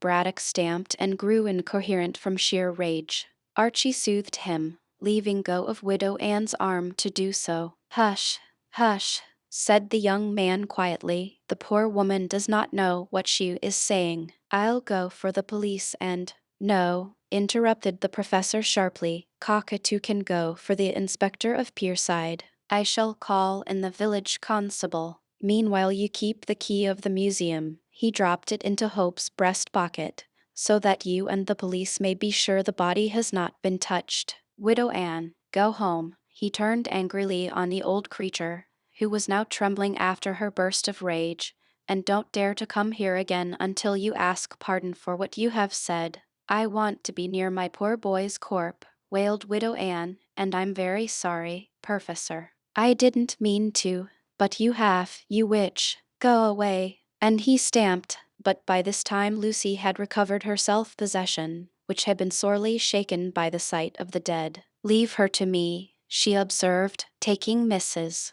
Bolton's arm and leading her towards the stairs. "I shall take her to my room and give her some brandy. Father, you must make some allowance for her natural grief," and Braddock stamped again. Take her away, he cried testily, "and keep her out of my sight. Is it not enough to have lost an invaluable assistant, and a costly mummy of infinite historical and archaeological value, without my being accused of oh." The professor choked with rage and shook his hand in the air. Seeing that he was unable to speak, Lucy seized the opportunity of the lull in the storm and hurried the old woman, sobbing and moaning, up the stairs. By this time the shrieks of Mrs. Bolton and the wordy wrath of Braddock had drawn the cook and her husband, along with the housemaid, from the basement to the ground floor. The sight of their surprised faces only added to their master's anger, and he advanced furiously. Go downstairs again. Go down, I tell you. But if there's anything wrong, sir, ventured the gardener timidly. Everything is wrong. My mummy has been lost, Mr. Bolton has been murdered. The police are coming, and he choked again. But the servants waited to hear no more. The mere mention of the words murder and police sent them, pale-faced and startled, down to the basement, where they huddled like a flock of sheep. Braddock looked around for hope, but found that he had opened the front door and had vanished. But he was too distracted to think why Archie had gone, and there was much to do in putting things straight. Beckoning to Cockatoo, he stalked into a side room and scribbled a pencil note to the inspector of police at Pierside, telling him of what had happened and asking him to come at once to the pyramids with his underlings. This communication he dispatched by Cockatoo, who flew to get his bicycle. In a short time he was riding at top speed to Brefort, which was on this side of the river, facing Pierside. There he could ferry across to the town and deliver his terrible message. Having done all that he could until the police came, Braddock walked out of the front door and into the roadway to see if Archie was in sight. He could not see the young man, but, as luck would have it, and by one of those coincidences which are much more common than is suspected, he saw the Gartley doctor walking briskly past. "Hi!" shouted the professor, who was purple in the face and perspiring profusely. "Hi, there, Doctor Robinson, I want you. Come, come, hurry, man, hurry." He ended in a testy rage, and the doctor, knowing Braddock's eccentricities, advanced with a smile. He was a slim, dark, young medical practitioner with an amiable countenance, which argued of no mighty intelligence. "Well, Professor," he remarked quietly, "do you want me to attend you for apoplexy? Take your time, my dear sir, take your time." He patted the scientist on the shoulder to soothe his clamorous rage. "You are already purple in the face. Don't let your blood rush to your head." "Robinson, you're a fool," shouted Braddock, glaring at the suave looks of the doctor. "I am in perfect health. Damn you, sir." "Then Miss Kendall, she is quite well also. But Bolton—" "Oh," Robinson looked interested. "Has he returned with your mummy?" "Mummy," bellowed Braddock, stamping like an insane cupid. "The mummy hasn't arrived." "Really, Professor, you surprise me," said the doctor mildly. "I'll surprise you more," growled Braddock, dragging Robinson into the garden and up the steps. "Gently, gently, my dear sir," said the doctor, who really began to think that much learning had made the professor mad. "Didn't Bolton—" "Bolton is dead, you fool." "Dead?" The doctor nearly tumbled backward down the steps. "Murdered. At least I think he is murdered. At all events he arrived here today in the packing case, which should have contained my green mummy. Come in and examine the body at once." "No," Braddock pushed back the doctor just as fiercely as he had dragged him forward. "Wait until the constable comes. I want him to see the body first, and to observe that nothing has been touched. I have sent for the Pierside inspector to come." "There will be all sorts of trouble," cried Braddock despairingly, "and my work, most important work, will be delayed, just because this silly young ass Sidney Bolton chose to be murdered." And the professor stormed up and down the hall, shaking impotent arms in the air. "Good heavens," stammered Robinson, who was young in years and somewhat new to his profession. You must be mistaken." "Mistaken, mistaken," shouted Braddock with another glare. "Come and see that poor fellow's body then. He is dead, murdered. By whom? Hang you, sir, how should I know? In what way has he been murdered? Stabbed, shot, or— I don't know.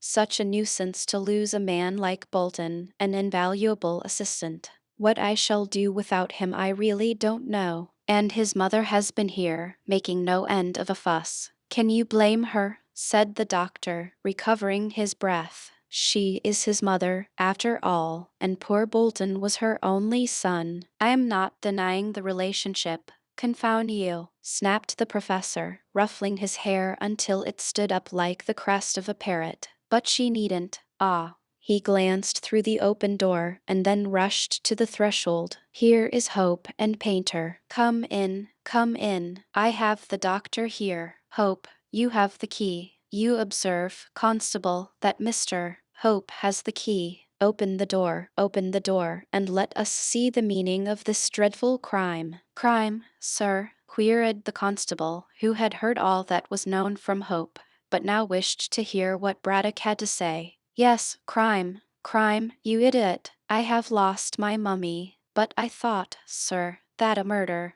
Oh, of course, gabbled the professor, as if the death was quite a minor consideration. Bolton's dead, murdered, I suppose, as he could scarcely have nailed himself down in a packing case. But it's my precious mummy I am thinking of, Painter. A mummy, if you know what a mummy is, that cost me £900. Go in, man, go in and don't stand there gaping. Don't you see that Mr. Hope has opened the door? I have sent Cockatoo to Pierside to notify the police. They will soon be here. Meanwhile, doctor, you can examine the body, and Painter here can give his opinion as to who stole my mummy. The assassin stole the mummy, said Archie, as the four men entered the museum, and substituted the body of the murdered man. That is all a BC, snapped Braddock, issuing into the vast room. But we want to know the name of the assassin, if we are to revenge Bolton and get back my mummy. Oh, what a loss! What a loss! I have lost £900, or say 1,000, considering the cost of bringing Inca Caxus to England. Archie forbore to remind the professor as to who had really lost the money,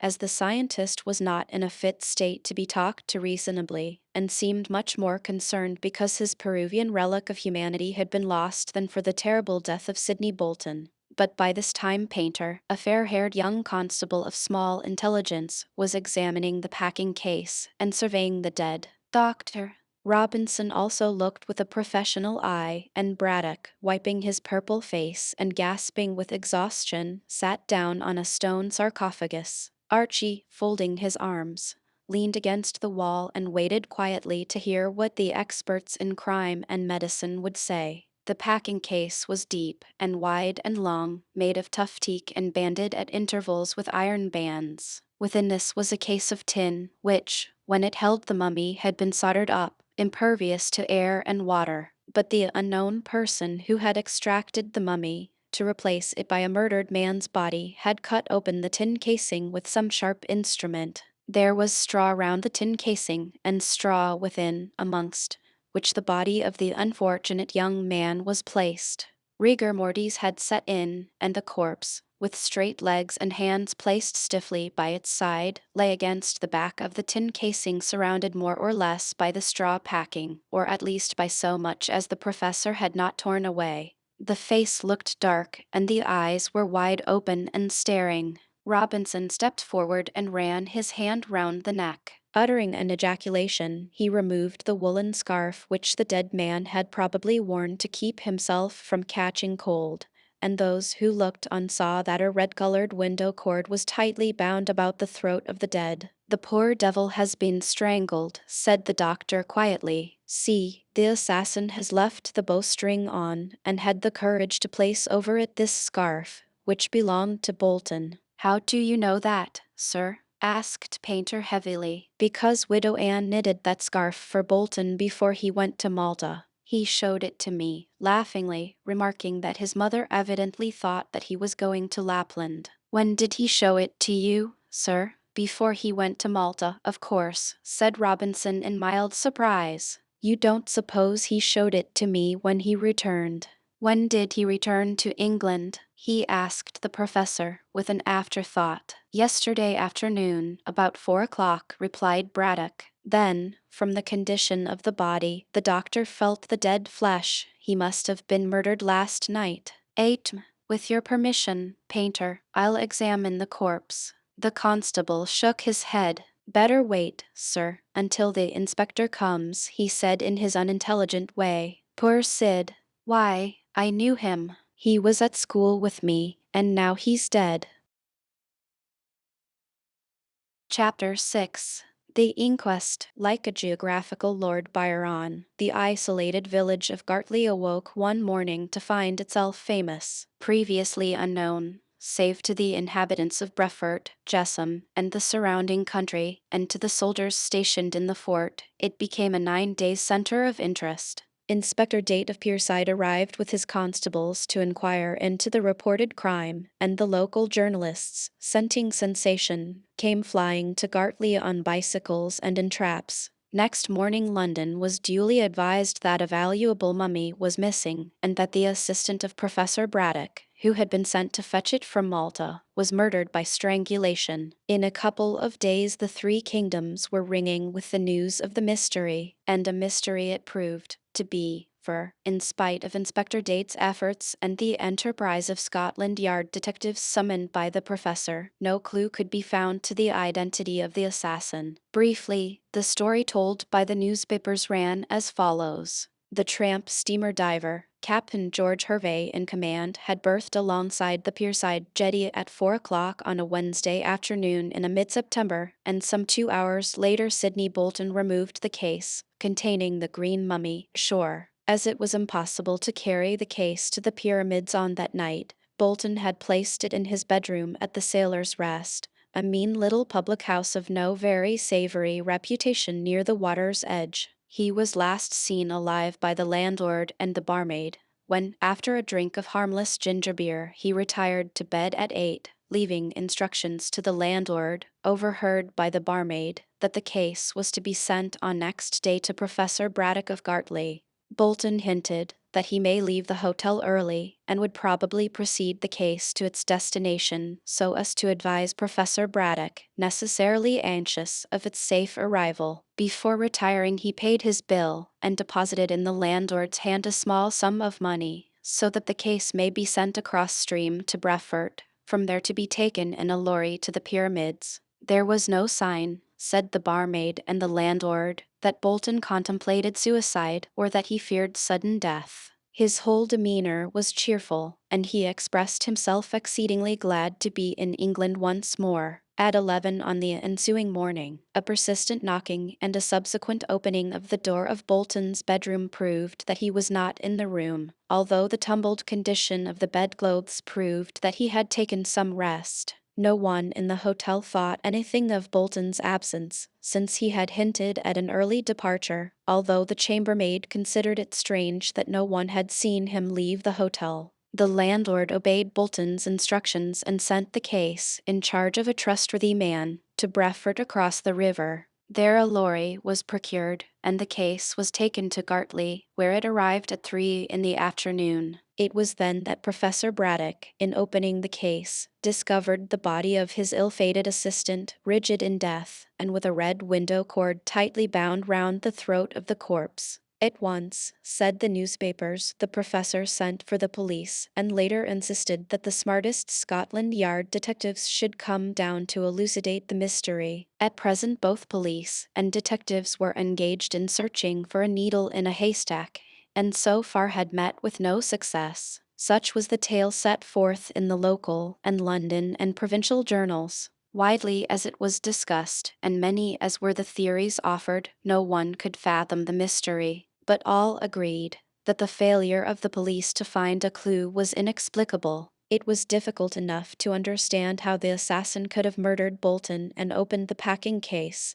and removed the mummy to replace it by the body of his victim in a house filled with at least half a dozen people, but it was yet more difficult to guess how the criminal had escaped with so noticeable an object as the mummy, bandaged with emerald-hued woolen stuff woven from the hair of Peruvian llamas. If the culprit was one who thieved and murdered for gain, he could scarcely sell the mummy without being arrested, since all England was ringing with the news of its disappearance. If a scientist, impelled to robbery by an archaeological mania, he could not possibly keep possession of the mummy without someone learning that he possessed it. Meanwhile the thief and his plunder had vanished as completely as if the earth had swallowed both. Great was the wonder at the cleverness of the criminal, and many were the solutions offered to account for the disappearance. One enterprising weekly paper, improving on the Limerick craze, offered a furnished house and £3 a week for life to the fortunate person who could solve the mystery. As yet no one had won the prize, but it was early days yet,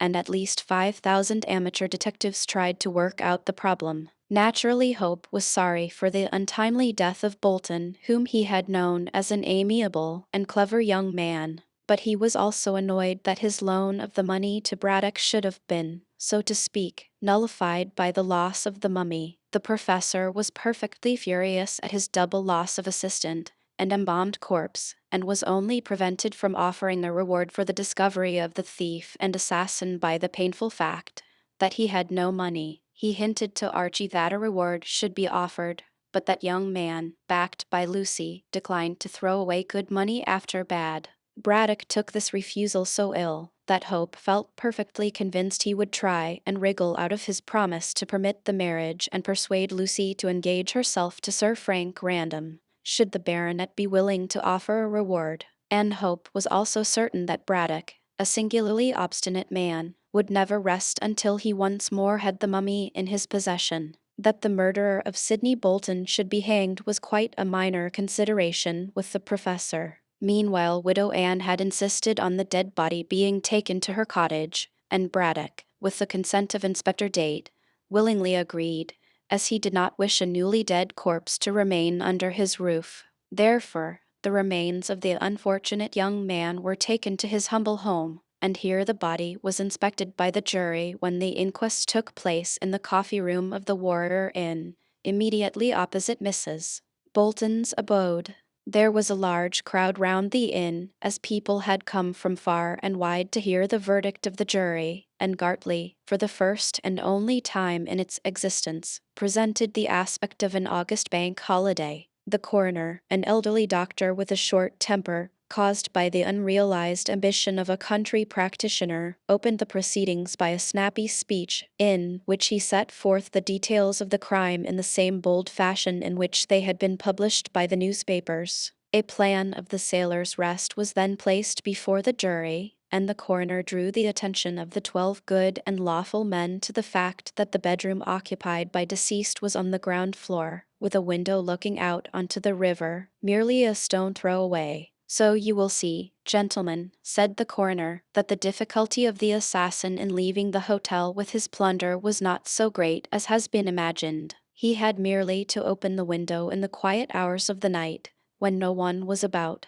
and pass the mummy through to his accomplice, who probably waited without. It is also probable that a boat was waiting by the bank of the river, and the mummy having been placed in this, the assassin and his friend could row away into the unknown without the slightest chance of discovery. Inspector Date, a tall, thin, upright man with an iron jaw and a severe expression, drew the coroner's attention to the fact that there was no evidence to show that the assassin had an accomplice. What you have stated, sir, may have occurred, rasped Date in a military voice, but we cannot prove the truth of your assumption, since the evidence at our disposal is merely circumstantial. I never suggested that it was anything else, snapped the coroner. You waste time in traversing my statements. Say what you have to say, Mr. Inspector, and produce your witnesses if you have any. There are no witnesses who can swear to the identity of the murderer, said Inspector Date coldly, and determined not to be ruffled by the apparent antagonism of the coroner. The criminal has vanished,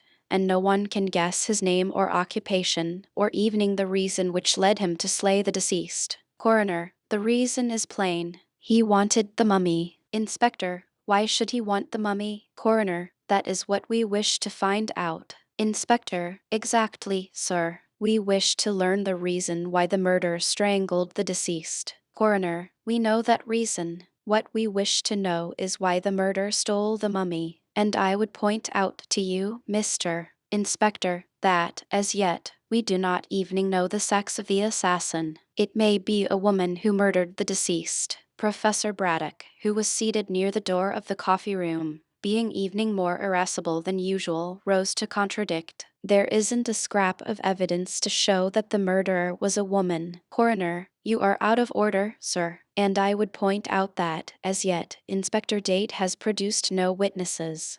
Date glared. He and the coroner were old enemies and always sparred when they met. It seemed likely that the peppery little professor would join in the quarrel and that there would be a duel of three, but Date, not wishing for an adverse report in the newspapers as to his conduct of the case, contented himself with the glare aforesaid, and, after a short speech, called Braddock. The professor, looking more like a cross cherub than ever, gave his evidence tartly. It seemed ridiculous to his prejudiced mind that all this fuss should be made over Bolton's body when the mummy was still missing. However, as the discovery of the criminal would assuredly lead to the regaining of that precious Peruvian relic, he curbed his wrath and answered the coroner's questions in a fairly amiable fashion. And, after all, Braddock had very little to tell. He had, so he stated, seen an advertisement in a newspaper that a mummy, swathed in green bandages, was to be sold in Malta, and had sent his assistant to buy it and bring it home. This was done, and what happened after the mummy left the tramp steamer was known to everyone through the medium of the press. With which, grumbled the professor, I do not agree. What do you mean by that? Asked the coroner sharply. I mean, sir, snapped Braddock, equally sharply, that the publicity given by the newspapers to these details will probably place the assassin on his guard. Why not on her guard? Persisted the coroner wilfully. Rubbish, rubbish, rubbish. My mummy wasn't stolen by a woman. What the devil would a woman want with my mummy? Be more respectful, Professor. Then talk sense, Doctor, and the two glared at one another. After a moment or two the situation was adjusted in silence, and the coroner asked a few questions pertinent to the matter in hand. Had the deceased any enemies? No, sir, he hadn't, not being famous enough, or rich enough, or clever enough to excite the hatred of mankind. He was simply an intelligent young man who worked excellently when supervised by me. His mother is a washerwoman in this village, and the lad brought washing to my house. Noting that he was intelligent and was anxious to rise above his station, I engaged him as my assistant and trained him to do my work. Archaeological work. Yes, I don't wash, whatever Bolton's mother may do. Don't ask silly questions. Be more respectful, said the coroner again, and grew red. Have you any idea as to the name of anyone who desired to obtain possession of this mummy? I dare say dozens of scientists in my line of business would have liked to get the corpse of Inca Caxus, such as, and he reeled out a list of celebrated men. Nonsense, growled the coroner. Famous men like those you mention would not murder evening for the sake of obtaining this mummy. I never said that they would, retorted Braddock, but you wanted to hear who would like to have the mummy, and I have told you. The coroner waived the question. Was there any jewelry on the mummy likely to attract a thief? He asked. How the devil should I know? Fumed the professor. I never unpacked the mummy. I never evening saw it. Any jewelry buried with Inca Caxus would be bound up in the bandages. So far as I know, those bandages were never unwound. You can throw no light on the subject? No, I can't.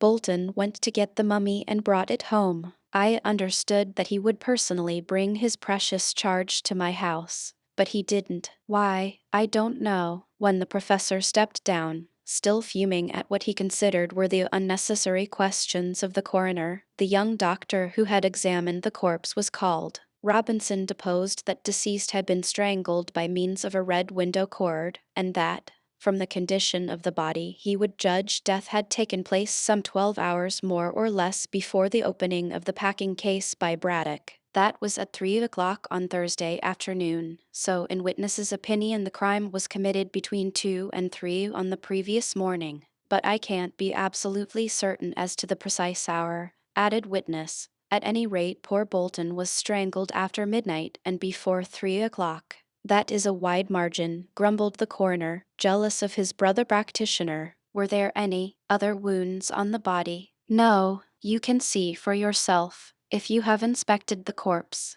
The coroner, thus reproved, glared, and Widow Ann appeared after Robinson retired. She stated, with many sobs, that her son had no enemies and was a good, kind young man. She also related her dream, but this was flouted by the coroner, who did not believe in the occult. However, The narration of her premonition was listened to with deep interest by those in the court. Widow Anne concluded her evidence by asking how she was to live now that her boy Sid was dead. The coroner professed himself unable to answer this question and dismissed her. Samuel Quass, the landlord of the Sailor's Rest, was next called. He proved to be a big, burly, red-haired, red-whiskered man who looked like a sailor, and truly a few questions elicited the information that he was a retired sea captain. He gave his evidence gruffly but honestly, and although he kept so shady a public house, seemed straightforward enough. He told much the same tale as had appeared in the newspapers. In the hotel on that night there was only himself, his wife, and 2 children, and the staff of servants. Bolton retired to bed saying that he may start early for Gartley, and paid £1 to get the case taken across to River and placed on a lorry. As Bolton had vanished next morning, Quass obeyed instructions, with the result which everyone knew. He also stated that he did not know the case contained a mummy. "What did you think it contained?" asked the coroner quickly. "Clothes and curios from foreign parts," said the witness coolly. "Did Mr. Bolton tell you so?" "He told me nothing about the case," growled the witness, "but he chatted a lot about Malta, which I know well, having put into that port frequent when a sailor." "Did he hint at any rows taking place at Malta?" "No, he didn't." "Did he say that he had enemies?" "No, he didn't." "Did he strike you as a man who was in fear of death?" "No, he didn't," said the witness for the 3rd time. "He seemed happy enough. I never thought for one moment that he was dead until I heard how his body had been found in the packing case." The coroner asked all manner of questions, and so did Inspector Date, but all attempts to incriminate Quass were vain. He was bluff and straightforward and told, so far as could be judged, everything he knew. There was nothing for it but to dismiss him, and Eliza Flight was called as the last witness. She also proved to be the most important, as she knew several things which she had not told to her master, or to the reporters, or even to the police. On being asked why she had kept silence,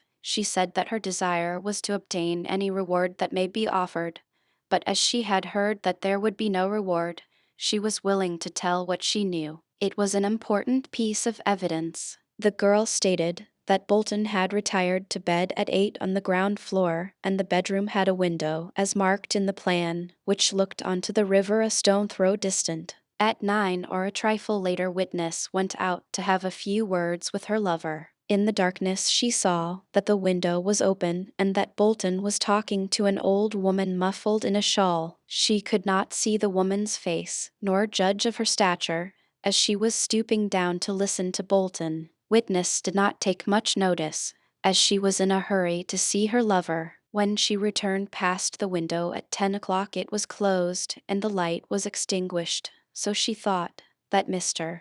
Bolton was asleep. "But, to tell the truth," said Eliza Flight, "I never thought anything of the matter at all. It was only after the murder that I saw how important it was I should remember everything." "And you have?" "Yes, sir," said the girl, honestly enough. "I have told you everything that happened on that night." Next morning, she hesitated. "Well, what about next morning?" "Mr. Bolton had locked his door." "I know that, because a few minutes after 8 on the night before, not knowing he had retired, I tried to enter the room and make ready the bed for the night. He sang out through the door, which was locked, for I tried it, that he was in bed." That was a lie also, as after 9 I saw him talking to the woman at the window. "You previously said an old woman," said the coroner, referring to his notes. "How do you know she was old?" "I can't say if she was old or young," said the witness candidly. "It's only a manner of speaking. She had a dark shawl over her head and a dark dress. I couldn't say if she was old or young, fair or dark, stout or lean, tall or short." The night was dark. The coroner referred to the plan. "There is a gas lamp near the window of the bedroom. Did you not see her in that light?" "Oh, yes, sir, but just for a moment. I took very little notice. Had I known that the gentleman was to be murdered, I should have taken a great deal of notice." "Well, about this locked door, It was locked overnight, sir. But when I went next morning, it was not locked. I knocked and knocked, but could get no answer. As it was 11, I thought the gentleman was sleeping very long, so I tried to open the door. It was not locked, as I say, but, added witness with emphasis, the window was snibbed and the blind was down. That is natural enough, said the coroner. Mr. Bolton, after his interview with the woman, would of course snib the window and pull down the blind. When he went away next morning, he would unlock the door. Begging your pardon, sir. But, as we know, he didn't go away next morning, being in the packing case, nailed down. The coroner could have kicked himself for the very natural mistake he had made, for he saw a derisive grin on the faces around him, and particularly on that of Inspector Date. Then the assassin must have gone out by the door, he said weakly. Then I don't know how he got out, cried Eliza Flite, for I was up at 6 and the front and back doors of the hotel were locked. And after 6 I was about in passages and rooms doing my work, and Master and Mrs. and others were all over the place. How could the murderer walk out, sir, without some of us seeing him? Perhaps you did, and took no notice? Oh, sir, if a stranger was around we should all have taken notice. This concluded the evidence, which was meager enough. Widow Ann was truly recalled to see if Miss Flite could identify her as the woman who had been talking to Bolton, but witness failed to recognize her, and the widow herself proved, by means of 3 friends, that she had been imbibing gin at home on the night and at the hour in question. Also, there was no evidence to connect this unknown woman with the murder, and no sound, according to the unanimous testimony of the inmates of the Sailor's Rest, had been heard in the bedroom of Bolton. Yet, as the coroner observed, there must have been some knocking and hammering and ripping going on.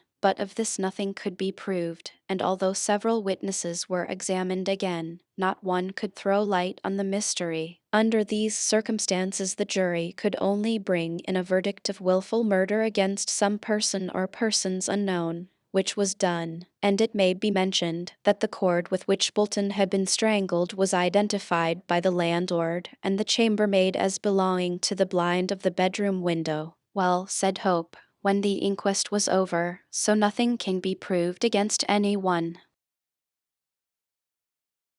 Chapter 7. The Captain of the Diver. The day after the inquest, Sidney Bolton's body was buried in Gartley churchyard. Owing to the nature of the death, and the publicity given to the murder by the press, a great concourse of people assembled to witness the interment, and there was an impressive silence when the corpse was committed to the grave. Afterwards, as was natural, much discussion followed on the verdict at the inquest. It was the common opinion that the jury could have brought in no other verdict, considering the nature of the evidence supplied, but many people declared that Captain Hervey of the Diver should have been called. If the deceased had enemies, said these wiseacres, it was probable that he would have talked about them to the skipper, but they forgot that the witnesses called at the inquest, including the mother of the dead man, had insisted that Bolton had no enemies, so it is difficult to see what they expected Captain Hervey to say. After the funeral, the journals made but few remarks about the mystery. Every now and then it was hinted that a clue had been found and that the police would sooner or later track down the criminal. But all this loose chatter came to nothing, and as the days went by, the public, in London, at all events, lost interest in the case. The enterprising weekly paper that had offered the furnished house and the life income to the person who found the assassin received an intimation from the government that such a lottery could not be allowed. The paper, therefore, returned to limericks, and the amateur detectives, like so many Othellos, found their occupation gone. Then a political crisis took place in the Far East, and the fickle public relegated the murder of Bolton to the list of undiscovered crimes, evening the Scotland Yard detectives, failing to find a clue, lost interest in the matter, and it seemed as though the mystery of Bolton's death would not be solved until the day of judgment. In the village, however, people still continued to be keenly interested, since Bolton was one of themselves, and, moreover, Widow Ann kept up a perpetual outcry about her murdered boy. She had lost the small weekly sum which Sidney had allowed her out of his wages, So the neighbors, the gentry of the surrounding country, and the officers at the fort sent her ample washing to do. Widow Anne in a few weeks had quite a large business, considering the size of the village, and philosophically observed to a neighbor that it was an ill wind which blew no one any good, adding also that Sydney was more good to her dead than alive. But evening in Gartley the villagers grew weary of discussing a mystery which could never be solved, and so the case became rarely talked about. In these days of bustle and worry and competition, it is wonderful how people forget evening important events. If a blue sun arose to lighten the world instead of a yellow one, after 9 days of wonder, man would settle down quite comfortably to a cerulean existence. Such is the wonderful adaptability of humanity. Professor Braddock was less forgetful, as he always bore in mind the loss of his mummy, and constantly thought of schemes by which he could trap the assassin of his late secretary. Not that he cared for the dead in any way, save from a strictly business point of view, but the capture of the criminal meant the restitution of the mummy, and, as Braddock told everyone with whom he came in contact, he was determined to regain possession of his treasure. He went himself to the Sailor's Rest, and drove the landlord and his servants wild by asking tart questions and storming. When a satisfactory answer could not be supplied, Quass was glad when he saw the plump back of the cross little man who so pertinaciously followed what everyone else had abandoned. Life was too short, grumbled Quass, to be bothered in that way. The wooing of Archie and Lucy went on smoothly, and the professor showed no sign of wishing to break the engagement, but Hope, as he confided to Lucy, was somewhat worried, as his pauper uncle, on an insufficient borrowed capital, had begun to speculate in South African mines, and it was probable that he would lose all his money. In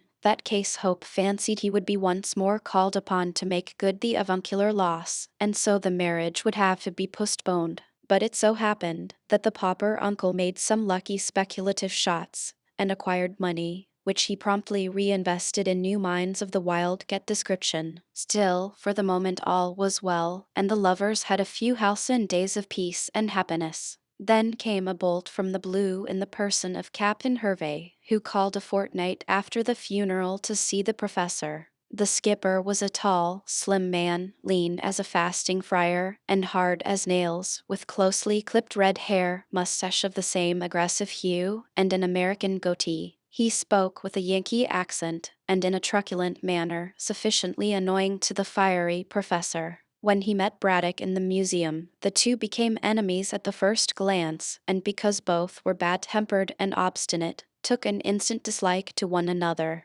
Like did not draw to like in this instance. "What do you want to see me about?" asked Braddock crossly. He had been summoned by Cockatoo from the perusal of a new papyrus to see his visitor, and consequently was not in the best of tempers. "I've just blew in for a trifle of chin music," replied Hervey with an emphatic USA accent. "I'm busy, get out," was the uncomplimentary reply. Hervey took a chair and, stretching his lengthy legs, produced a black cheroot as long and lean as himself.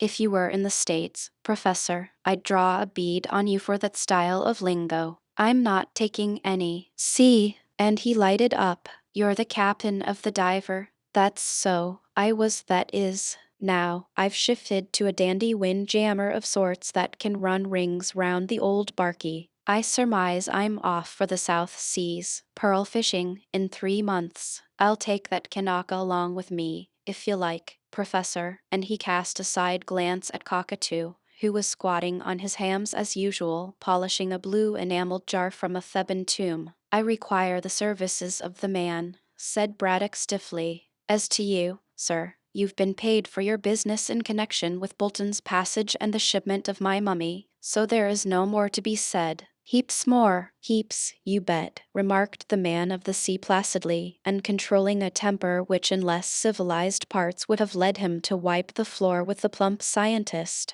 "My owners were paid for that racket, not me. No, sir. So I've paddled into this port to see if I can rake in a few dollars on my own. I've no dollars to give you in charity, that is." "Huh, and who asked charity, you bald-headed jellybag?" Braddock grew scarlet with fury. If you speak to me like that, you ruffian, I'll throw you out. What? You? Yes, me, and the professor stood on tiptoe like the bantam he was. You make me smile, and likewise tired, murmured Hervey, admiring the little man's pluck. See here, professor, touching that mummy? My green mummy. What about it? Braddock rose to the fly thrown by this skillful angler. That's so. What will you shell out if I pass along that corpse? Ah, the professor again stood on tiptoe, gasping and purple in the face. He almost squeaked in the extremity of his anger. I knew it. Knew what? Demanded the skipper, genuinely surprised. I knew that you had stolen my mummy. Yes, you needn't deny it. Bolton, like the silly fool he was, told you how valuable the mummy was, and you strangled the poor devil to get my property. Go slow, said the captain, in no wise perturbed by this accusation. I would have you remember that at the inquest it was stated that the window was locked and the door was open. How then could I waltz into that blamed hotel and arrange for a funeral? Sides, I guess shooting is more in my line than garroting. I leave that to the East Coast yellow stomachs.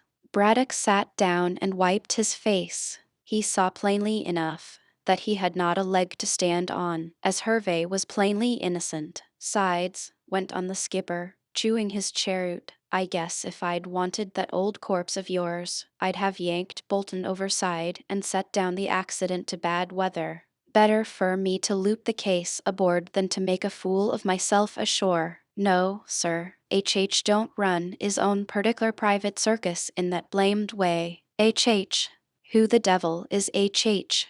Me, you bet. Hiram Hervey, citizen of the USA, Nantucket neighborhood for home life. N.C. Don't you get hair riz or I'll scalp. You can't scalp me, chuckled Braddock, passing his hand over a very bald head. See here, what do you want? Name a price, and I'll float round to get back your verdant corpse. I thought you were going to the South Seas? In 3 months, pearl fishing. Lots of time, I reckon, to run this old circus I want you to finance. Have you any suspicions? No, 'cept I don't believe in that window business. What do you mean? Braddock sat upright. Well, drawled the Yankee, you see, I interviewed the gal as told that particular lie in court. Eliza Flight. Was it a lie she told? Well, not exactly. The window was snibbed, but that was done after the chap who sent your pal to Kingdom Come had got out. Do you mean to say that the window was locked from the outside? Asked Braddock, and then, when Hervey nodded, he exclaimed, Impossible. Nary an impossibility, you bet. The chap who engineered the circus was all fired smart. The snib was an old one, and he yanked a piece of string round it, and passed the string through the crack between the upper and lower sash of the window. When outside he pulled, and the snip slid into place, but he left the string on the ground outside. I picked it up next day and guessed the racket he'd been on. I tried the same business and brought off the deal. It sounds wonderful and yet impossible, cried Braddock, rubbing his bald head and walking excitedly to and fro. See here, I'll come along with you and see how it's done. You bet you won't, unless you shell out. See here, Hervey leaned forward. From that window business it's plain that no one inside the shanty corpsed your pal. The chap as did it entered and left by the window, and made tracks with that old corp you want. Now you pass along £500, that's English currency, I reckon, and I'll smell round for the robber. And where do you think I can obtain £500? Asked the professor very dryly. Well, I guess if that blamed corpse is worth it, you'll be willing to trade. You don't live in this shanty for nothing. My good friend, I have enough to live on and obtain this house at a small rent on account of its isolation, but I can no more find the sum of £500 than fly. Hervey rose and straightened his legs. Then I guess I'd best be getting back to Pierside. One moment, sir. Did anything happen on the voyage? Did Bolton say anything likely to lead you to suppose that he was in danger of being robbed and murdered? No, said the skipper musingly, and pulling his goatee. He told me that he had secured the old corpse and was bringing it home to you. I didn't talk much to Bolton. He wasn't my style. Have you any idea who killed him? No, I ain't. Then how do you propose to find the criminal who has the mummy? You give me £500 and see, said Hervey coolly. I haven't got the money. Then I reckon you don't get the corpse. So long, and the skipper strolled towards the door. Braddock followed him. You have a clue? No, I've got nothing. Not even that £500 you make such a fuss over. It's a wasted day with HH.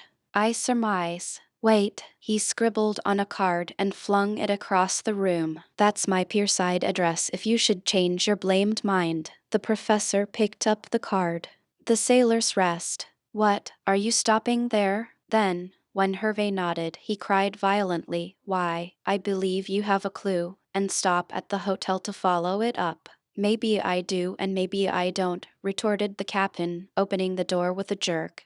Anyhow, I don't hunt for that corpse without the dollars. When Hiram Hervey departed, the professor raged up and down the room so violently that Cockatoo was cowed by his anger. Apparently this American skipper knew of something which may lead to the discovery of the assassin and incidentally to the restoration of the green mummy to its rightful owner. But he would not make a move unless he was paid £500, and Braddock did not know where to procure that amount. Having long since made himself acquainted with Hope's financial condition, he knew well that there was no chance of getting a second check in that quarter. Of course there was Random, whom he had heard casually had returned from his yachting cruise, and was now back again at the fort. But Random was in love with Lucy, and would probably only give or lend the money on condition that the professor helped him with his wooing. In that case, since Lucy was engaged to Hope, there would be some difficulty in altering present conditions. But having arrived at this point of his somewhat angry meditations, Braddock sent Cockatoo with a message to his stepdaughter, saying that he wished to see her. I'll see if she really loves Hope, thought the professor, rubbing his plump hands. If she doesn't,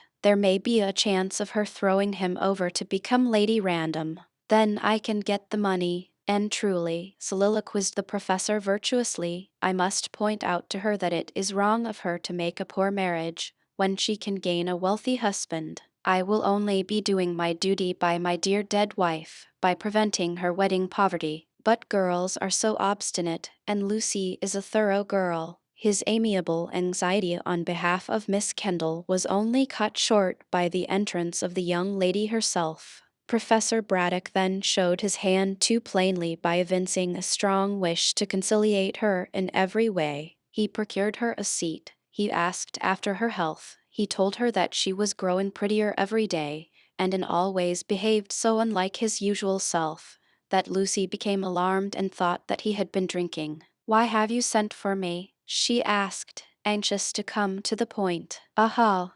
Braddock put his venerable head on one side like a roguish bird and smiled in an infantine manner. I have good news for you. About the mummy? She demanded innocently. No, about flesh and blood. Which you prefer? Sir Frank Random has arrived back at the fort. There, I know that, was Miss Kendall's unexpected reply. His yacht came to Pierside on the same afternoon as the diver arrived. Oh, truly, said the professor, struck by the coincidence and with a stare. How do you know? Archie met Sir Frank the other day and learned as much. What? Braddock struck a tragic attitude. Do you mean to say that those two young men speak to one another? Yes. Why not? They are friends. Oh, Braddock became roguish again. I fancied they were lovers of a certain young lady who is in this room. By this time Lucy was beginning to guess what her stepfather was aiming at, and grew correspondingly angry. Archie is my sole lover now, she remarked stiffly. Sir Frank knows that we are engaged and is quite ready to be the friend of us both. And he calls that love. Idiot, cried the professor, much disgusted. But I would point out to you, Lucy, and I do so because of my deep affection for you, dear child, that Sir Frank is wealthy. So is Archie, in my love. Nonsense, nonsense. That is mere foolish romance. He has no money. You should not say that. Archie had money to the extent of £1,000, which he gave you. £1,000, a mere nothing. Consider, Lucy, that if you marry Random you will have a title. Miss Kendall, whose patience was getting exhausted, stamped a very neat boot. I don't know why you talk in this way, father. I wish to see you happy. Then your wish is granted. You do see me happy. But I won't be happy long if you keep bothering me to marry a man I don't care two straws about. I am going to be Mrs. Hope, so there, my dear child, said the professor, who always became paternal when most obstinate. I have reason to believe that the green mummy can be discovered and poor Sydney's death avenged if a reward of £500 is offered. If Hope can give me that money, he will not. I shall not allow him to. He has lost too much already. In that case I must apply to Sir Frank Random. Well, apply, she snapped, being decidedly angry. It's none of my business. I don't want to hear anything about it. It is your business, miss, cried Braddock, growing angry in his turn and becoming very pink. You know that only by getting you to marry Random can I procure the money. Oh, said Lucy coldly, so this is why you sent for me. Now, father, I have had enough of this. You gave your consent to Archie being engaged to me in exchange for £1,000. As I love him, I shall abide by the word you gave. If I had not loved him, I should have refused to marry him. You understand? I understand that I have a very obstinate girl to deal with. You shall marry as I choose. I shall do nothing of the sort. You have no right to dictate my choice of a husband. No right, when I am your father. You are not my father, merely my stepfather, merely a relation by marriage. I am of age. I can do as I like and intend to. But, Lucy, implored Braddock, changing his tune, think. I have thought. I marry Archie, but he is poor and Random is rich. I don't care. I love Archie and I don't love Frank. Would you have me lose the mummy forever? Yes, I would, if my misery is to be the price of its restoration. Why should I sell myself to a man I care nothing about, just because you want a musty, fusty old corpse? Now I am going. Lucy walked to the door. I shan't listen to another word, and if you bother me again, I shall marry Archie at once and leave the house. I can make you leave it in any case, you ungrateful girl, bellowed Braddock, who was purple with rage, never having a very good temper at the best of times. Look what I have done for you. Miss Kendall could have pointed out that her stepfather had done nothing save attend to himself. But she disdained such an argument, and without another word opened the door, and walked out. Almost immediately afterwards Cockatoo entered, much to the relief of the professor, who relieved his feelings by kicking the unfortunate Kanaka. Chapter 8. The Baronet. Sir Frank Random was an amiable young gentleman with, as the saying goes, all his goods in the shop window. Fair-haired and tall, with a well-knit, athletic figure, a polished manner, and a man-of-the-world air, he strictly resembled the romantic officer of Bow Bells, Family Herald, Young Ladies' Journal fiction. But the romance was all in his well-groomed looks, as he was as commonplace a Saxon as could be met within a day's march. Fond of sport, attentive to his duties as artillery captain, and devoted to what is romantically known as the fair sex, he sauntered easily through life, very well contented with himself and with his agreeable surroundings. He read fiction when he did read, and those weekly papers devoted to sport troubled his head very little about politics, save when they had to do with a possible German invasion, and was always ready to do anyone a good turn. His brother officers declared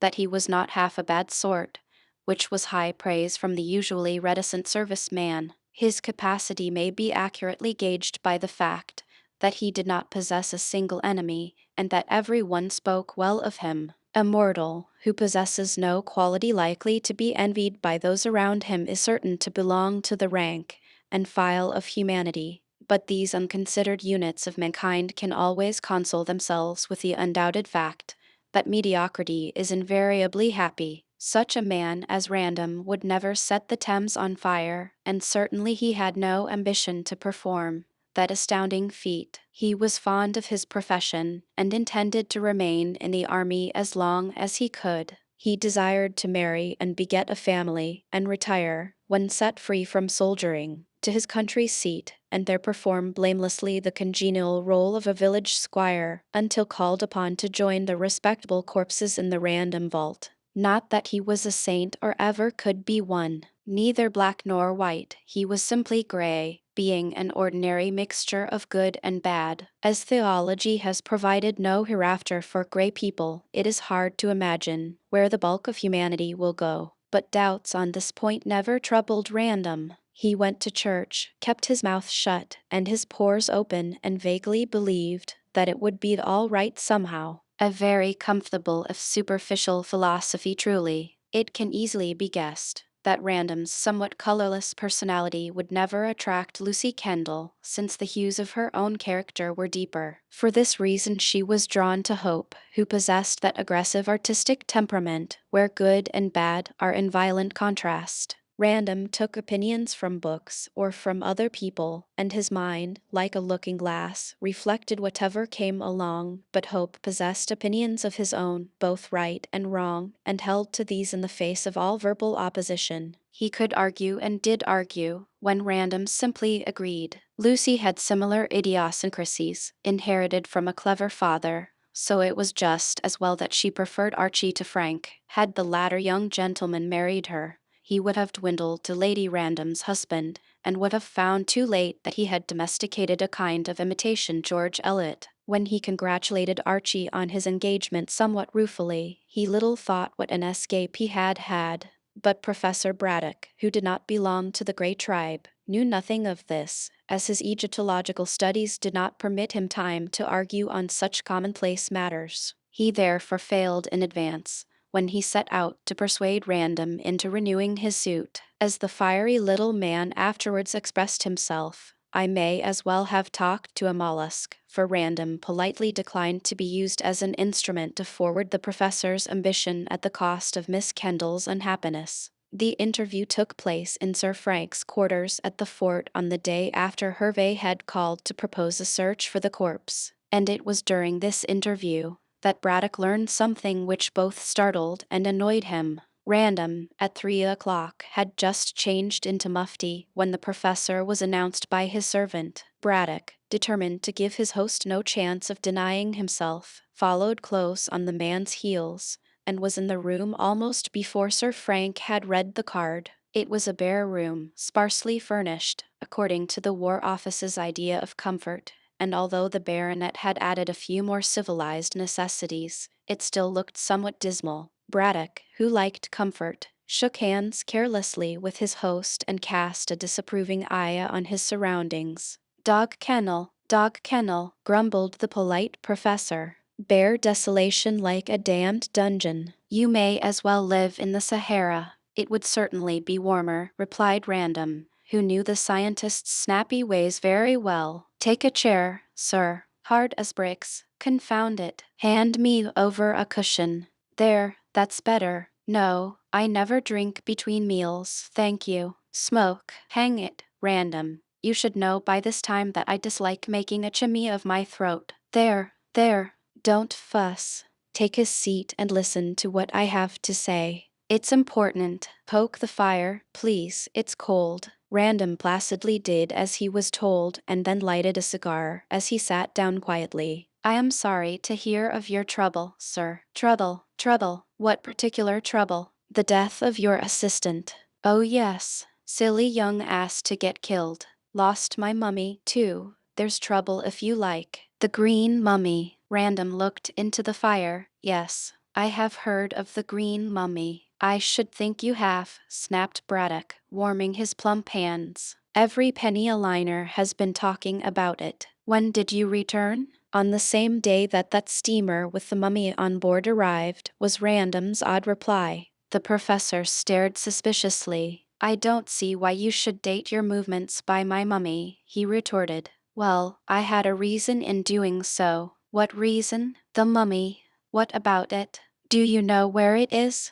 Braddock started to his feet and looked eagerly at the calm face of his host. No, I wish I did. How much did you pay for it, Professor? What's that to you? Snapped the other, resuming his seat. Nothing at all, but it is a great deal to Don Pedro de Gallegos. And who the deuce is he? Some Spanish Egyptologist. I don't think he is an Egyptologist, sir. He must be, if he wants my mummy. You forget, Professor, that the green mummy comes from Peru. Who denied that it did, sir? You are illogical, infernally so. The little man rose and straddled on the hearthrug with his back to the fire and his hands under his coat-tails. Now, sir, he said, glaring at the young man like a schoolmaster, what the deuce are you talking about? Out with it, no evasion. Oh, hang it, Professor, don't jump down my throat, spurs and all, said Random, rather annoyed by this dictatorial tone. I never wear spurs. Go on, sir, and don't argue. Sir Frank could not help laughing, although he knew that it was useless to induce Braddock to be civil. Not that the professor meant to be rude, especially as he desired to conciliate Random,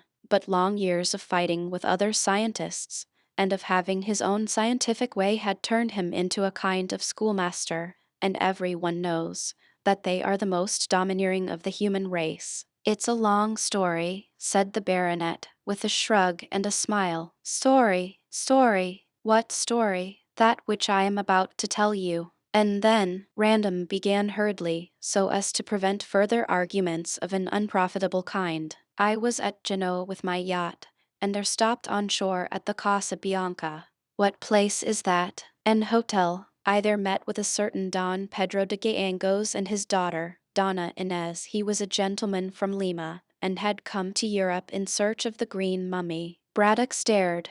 And what did this confounded Spaniard want with my green mummy? He demanded indignantly. How did he know of its existence? What reason had he to try and obtain it? Answer, sir. I shall let Don Pedro answer himself, said Random dryly. He arrives in a couple of days, and intends to take rooms at the Warrior Inn along with his daughter. Then you can question him, Professor. I question you, snapped Braddock angrily, and I am answering to the best of my ability. Don Pedro told me nothing beyond the fact that he wanted the mummy, and had come to Europe to get it. In some way he learned that it was in Malta and was for sale. Quite so, rasped the professor. He saw the advertisement in the newspapers, as I did, and wanted to buy it over my head. Oh, he wanted to buy it right enough, and wired to Malta, said Random. But in reply he received a letter stating that it had been sold to you and was being taken to England on the Diver.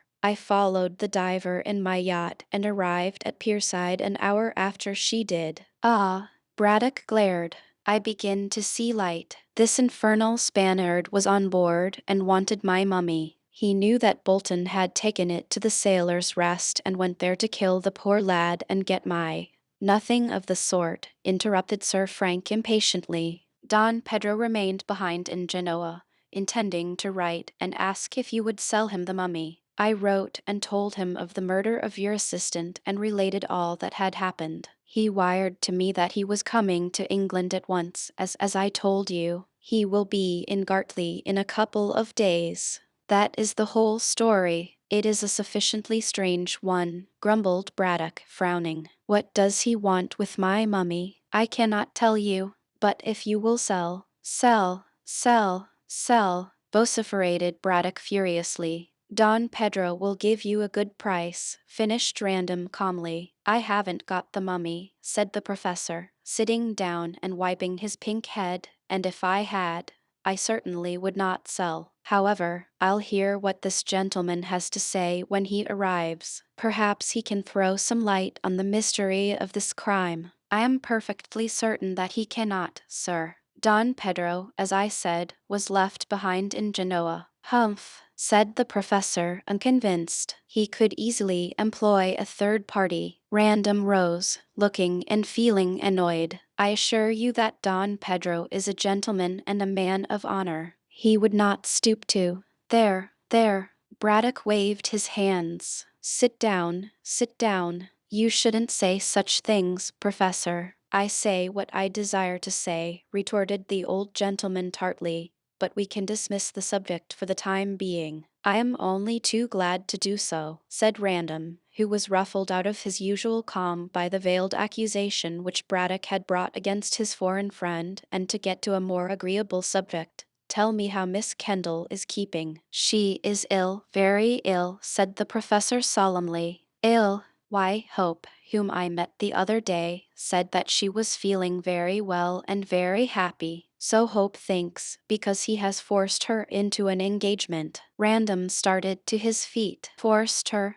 Nonsense. It isn't nonsense, and don't dare to speak like that to me, sir. I repeat that Lucy, poor child, is breaking her heart for you. The young man stared and then broke into a hearty laugh. Pardon me, sir, but that is impossible. It isn't. Confound you, said Braddock, who did not like being laughed at. I know women. You don't know your daughter. Stepdaughter, you mean. Ah, perhaps the more distant relationship accounts for your ignorance of her character, said Random dryly. You are quite wrong. I was in love with Miss Kendall, and asked her to be my wife before I went on leave. She refused me, saying that she loved Hope, and because of her refusal I took my broken heart to Monte Carlo, where I lost much more money than I had any right to lose. Your broken heart seems to have mended quickly, said Braddock, who was trying to suppress his wrath at this instance of Lucy's duplicity, for so he considered it. Oh, pooh, it's only my way of speaking, laughed the young man.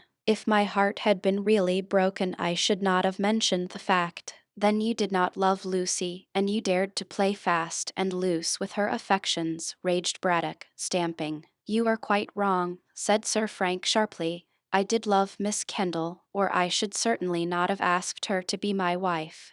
But when she told me that she loved another man, I stood aside as any fellow would. You should have insisted on nothing, sir. I am not the man to force a woman to give me a heart which belongs to another person. I am very glad that Miss Kendall is engaged to Hope, as he is a capital fellow, and will make her a better husband than I ever could have made her. Besides, Random shrugged his shoulders, one nail drives another out. Humph, that means you love another. I am not bound to tell you my private affairs, Professor. Quite so, but Inez is a pretty and romantic name. I don't know what you are talking about, sir, said Random stiffly. Braddock chuckled, having read the truth in the flush which had crept over Random's tanned face.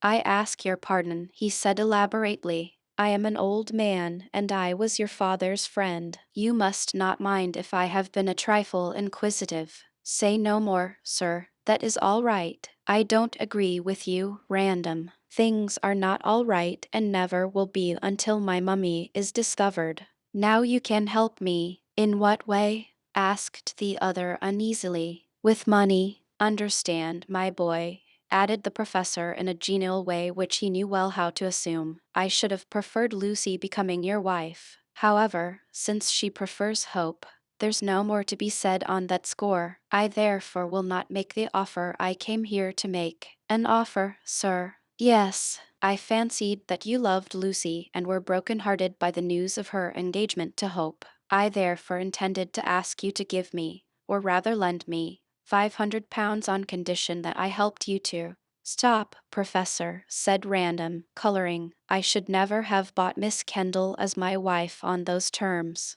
Of course, and as I say, there is no more to be said.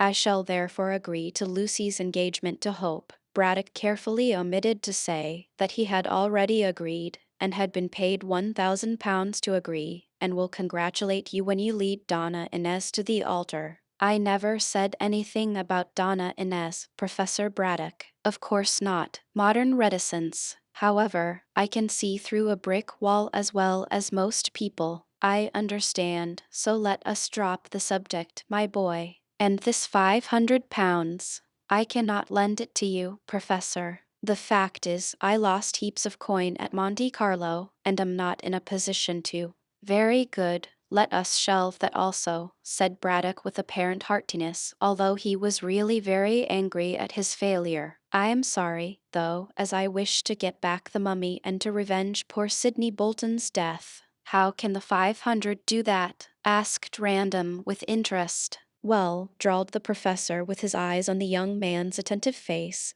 Captain Hervey of the Diver came to me yesterday and proposed to search for the assassin and his plunder on condition that I paid him £500. I am, as you know, very poor for a scientist, and so I wished to borrow the 500 from you on condition that Lucy— We won't talk of that again, said Random hurriedly. But do you mean to say that this Captain Hervey knows of anything likely to solve this mystery? He says that he does not, and merely proposes to search. From what I have seen of the man, I should think that he had all the capacities of a good bloodhound and would certainly succeed. But he will not move a step without money. £500, murmured Random thoughtfully, while the professor watched him closely. I can tell you how to obtain it. How? In what way? Don Pedro seems to be rich and he wants the mummy, said the baronet. So when he comes here ask him to— Certainly not, raged Braddock, clapping on his hat in a fury.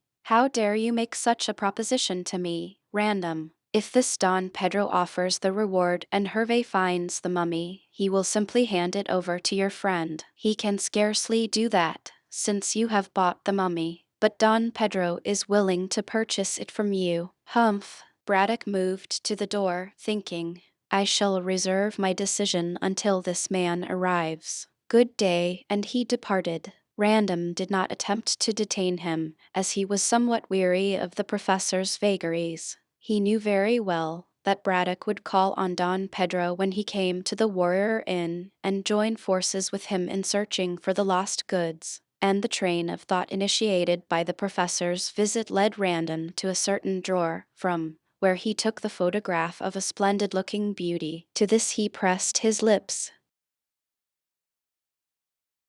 Chapter 9. Mrs. Jasher's Luck. Some weeks had now elapsed since the death and burial of Sidney Bolton, and the excitement had simmered down to a gentle speculation as to who had killed him. This question was discussed in a half-hearted manner round the winter fires of Gartley, but gradually people were ceasing to interest themselves in a crime, the mystery of which would apparently never be solved. Life went on in the village and at the pyramids much in the same way, save that the professor attended along with Cockatoo to his museum and did not engage another assistant. Archie and Lucy were perfectly happy, as they looked forward to being married in the spring, and Braddock showed no desire to interfere with their engagement. They knew, of course, that he had called upon Sir Frank, but were ignorant of what had taken place. Random himself called at the pyramids to congratulate Miss Kendall on her engagement, and seemed so very pleased that she was going to marry the man of her choice, that,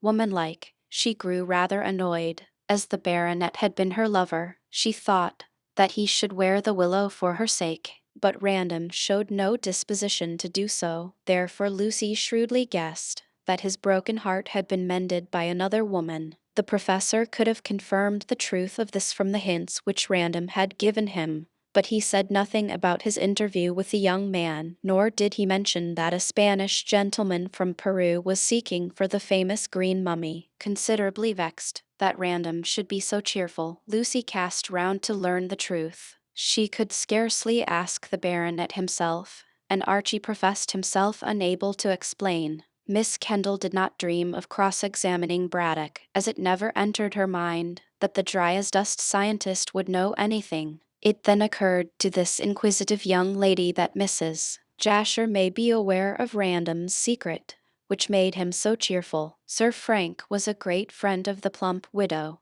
and frequently went to take afternoon tea at her small house, which was situated no great distance from the fort. In fact, Mrs. Jasher entertained the officers largely, as she was hospitable by nature, and liked to have presentable men about her for flirting purposes. With good-looking youth she assumed the maternal air, and in the role of a clever woman of the world professed to be the adviser of one and all. In this way she became quite a favorite, and her little parlor, she liked the old English word, was usually well filled at the hour of afternoon tea. Twice already Lucy had called on Mrs. Jasher after the commotion caused by the crime, as she wished to speak to her about the same, but on each occasion the widow proved to be absent in London. However, the third visit proved to be more lucky, for Mrs. Jasher was at home, and expressed herself happy to see the girl. "So good of you to come and see me in my little wooden hut,"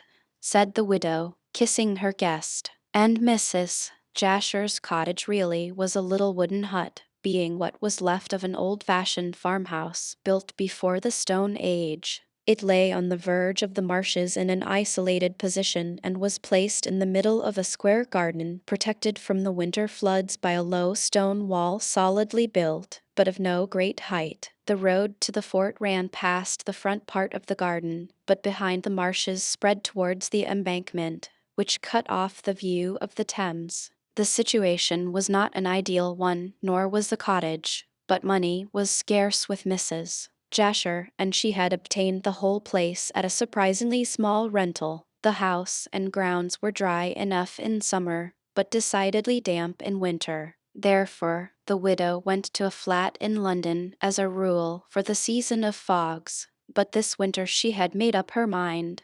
So she told Lucy to remain in her own little castle and brave the watery humors of the marshes. "I can always keep fires burning in every room," said Mrs. Jasher, when she had removed her guest's hat and had settled her for a confidential talk on the sofa. "And after all, my dear, there is no place like home." The room was small and Mrs. Jasher was small, so she suited her surroundings excellently. Also, the widow had the good taste to furnish it sparsely, instead of crowding it with furniture. But what furniture there was could not be improved upon. There were Chippendale chairs, a Louis Quinze table, a Sheridan cabinet, and a satinwood desk, hand-painted, which was said to have been the property of the unhappy Marie Antoinette. Oil paintings adorned the rose-tinted walls, chiefly landscapes, although one or two were portraits. Also, there were water-colored pictures, framed and signed caricatures, many plates of old china, and rice paper adornments from Canton. The room was essentially feminine, being filled with Indian stuffs, with silver oddments, with flowers, and with other trifles. The walls, the carpet, the hangings, and the upholstery of the armchairs were all of a rosy hue, so that Mrs. Jasher looked as young as Dame Holda in the Venusberg. "A very pretty room, and a very charming hostess," was the verdict of the young gentlemen from the fort, who came here to flirt when they were not serving their country. Mrs. Jasher in a tea-rose tea-gown for afternoon tea, she always liked to be in keeping, rang for that beverage dear to the feminine heart, and lighted a rose-shaded lamp. When a glow as of dawn spread through the dainty room, she settled Lucy on the sofa near the fire, and drew up an armchair on the other side of the hearthrug. Outside it was cold and foggy, but the rose-hued curtains shut out all that was disagreeable in the weather, and in the absence of male society, the two women talked more or less confidentially. Lucy did not dislike Mrs. Jasher, evening, though she fancied that the lively widow was planning to become the mistress of the pyramids. "Well, my dear girl," said Mrs. Jasher, shading her face from the fire with a large fan, "and how is your dear father after his late terrible experiences?" "He is perfectly well, and rather cross," replied Lucy, smiling. "Cross? Of course. He has lost that wretched mummy, and poor Sidney Bolton. Oh, I don't think he cares for poor Sidney's death beyond the fact that he misses his services. But the mummy cost £900, and father is much annoyed, especially as Peruvian mummies are somewhat hard to obtain. You see, Mrs. Jasher, father wishes to see the difference between the Peruvian and Egyptian modes of embalming." "Ugh, how gruesome!" Mrs. Jasher shuddered. "But has anything been discovered likely to show who killed this poor lad?" "No, the whole thing is a mystery." Mrs. Jasher looked into the fire over the top of the fan. "I have read the papers," she said slowly, "and have gathered what I could from what the reporters explained. But I intend to call on the professor and hear all that evidence which did not get into the papers. I think that everything has been made public. The police have no clue to the murderer." "Why do you want to know?" Mrs. Jasher made a movement of surprise. Why, I am the professor's friend, of course, my dear, and naturally I want to help him to solve this mystery. There is no chance, so far as I can see, of it ever being solved, said Lucy. It's very sweet of you, of course, but were I you, I should not talk about it to my father. Why? Asked Mrs. Jasher quickly. Because he thinks of nothing else, and both Archie and I are trying to get him off the subject. The mummy is lost and poor Sydney is buried. There is no more to be said. Still, if a reward was offered, my father is too poor to offer a reward, and the government will not do so. And as people will not work without money, why, Lucy completed her sentence with a shrug. I may offer a reward if the dear professor will let me, said the widow unexpectedly. But I thought that you were poor, as we are. I was, and I am not very rich now. All the same, I have come in for some thousands of pounds. I congratulate you. A legacy? Yes. You remember how I told you about my brother who was a Pekin merchant. He is dead, though. I am so sorry. My dear, what is the use of being sorry? I never cry over spilt milk, or assume a virtue which I have not. My brother and I were almost strangers, as we lived apart for so many years. However, he came home to die at Brighton, and a few weeks ago, just after this murder took place, in fact, I was summoned to his deathbed. He lingered on until last week and died in my arms. He left me nearly all his money, so I will be able to help the professor. I don't see why you should, said Lucy, wondering why Mrs. Jasher did not wear mourning for the dead. Oh yes, you do see, remarked the widow, raising her eyes and rubbing her plump hands together. I want to marry your father. Lucy did not express astonishment, as she had understood this for a long time. I guessed as much. And what do you say? Miss Kendall shrugged her shoulders. If my stepfather, she emphasized the word, if my stepfather consents, why should I mind? I am going to marry Archie, and no doubt the professor will be lonely. Then you do not disapprove of me as a mother. My dear Mrs. Jasher, said Lucy coldly, there is no relationship between me and my stepfather beyond the fact that he married my mother. Therefore you can never be my mother. Were I stopping on at the pyramids, that question may arise, but as I become Mrs. Hope in 6 months we can be friends, nothing more. I am quite content with that, said Mrs. Jasher in a businesslike way. After all, I am no sentimentalist. But I am glad that you do not mind my marrying the professor, as I don't want you to prevent the match, my dear. Lucy laughed. I assure you that I have no influence with my father, Mrs. Jasher. He will marry you if he thinks fit and without consulting me. But, added the girl with emphasis, I do not see what you gain in becoming Mrs. Braddock. I may become Lady Braddock, said the widow dryly. Then, in answer to the open astonishment on Lucy's face, she hastened to remark, do you mean to say that you don't know your father is heir to a baronetcy? Oh, I know that, rejoined Miss Kendall. The professor's brother, Sir Donald Braddock, is an old man and unmarried. If he dies without heirs, as it seems likely, the professor will certainly take the title. Well, then, there you are, cried Mrs. Jasher, in her liveliest tone. I want to give my legacy for the title and preside over a scientific salon in London. I understand, but you will never get my father to live in London. Wait until I marry him, said the little woman shrewdly. I'll make a man of him. I know, of course, that mummies and sepulchral ornaments and those sort of horrid things are dull, but the professor will become Sir Julian Braddock, and that is enough for me. I don't love him, of course, as love between two elderly people is absurd, but I shall make him a good wife, and with my money he can take his proper position in the scientific world, which he doesn't occupy at present. I would rather he had been artistic, as science is so dull. However, I am getting on in years and wish to have some amusement before I die, so I must take what I can get. What do you say? I am quite agreeable, as when I leave, someone must look after my father, else he will be shamefully robbed by everyone in household matters. We are good friends, so why not you as well as another? You are a dear girl, said Mrs. Jasher with a sigh of relief, and kissed Lucy fondly. I am sure we shall get on excellently. At a distance, the artistic world doesn't touch on the scientific, you know. And you forget, Mrs. Jasher, that my father wishes to go to Egypt to explore this mysterious tomb. Mrs. Jasher nodded.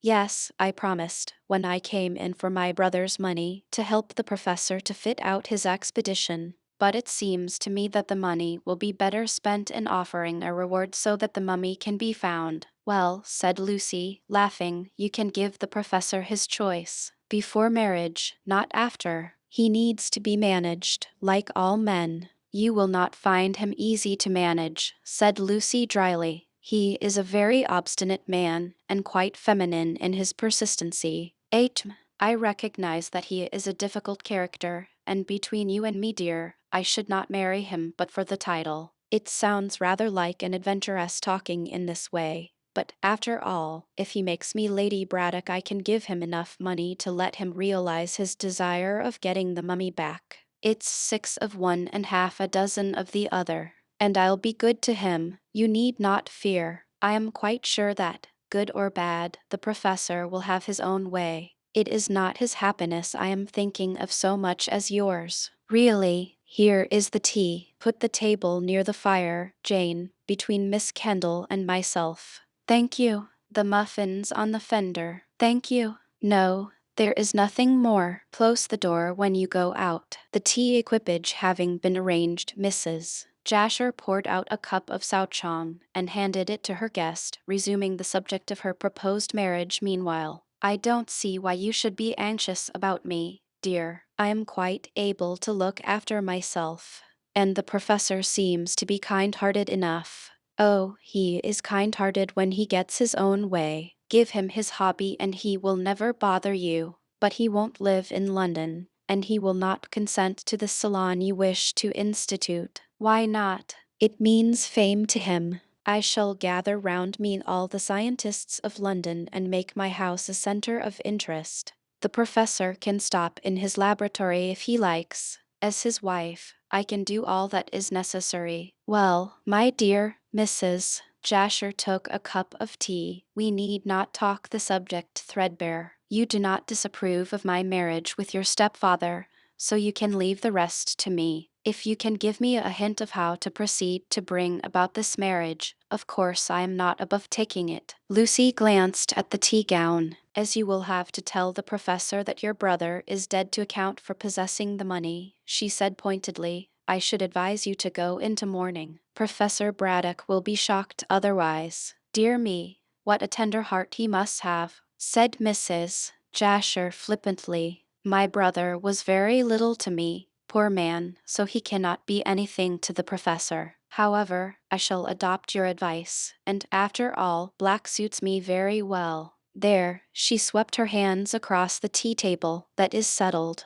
Now about yourself. Archie and I marry in the springtime, and your other admirer, who has come back, Sir Frank Random, said Lucy, coloring. Of course. He called to see me a day or so ago, and seems less broken-hearted than he should be. Lucy nodded and colored still deeper. I suppose some other woman has consoled him. Of course. Catch a modern man wearing the willow for any girl, however dear. Are you angry? Oh no, no. Oh yes, yes, I think, said the widow, laughing, else you are no woman, my dear. I know I should be angry to see a man get over his rejection so rapidly. Who is she? Asked Lucy abruptly. Donna Inez de Gallegos. A Spaniard? I believe so, a colonial Spaniard, at least, from Lima. Her father, Don Pedro de Gallegos, met Sir Frank in Genoa by chance. Well, demanded Lucy impatiently. Mrs.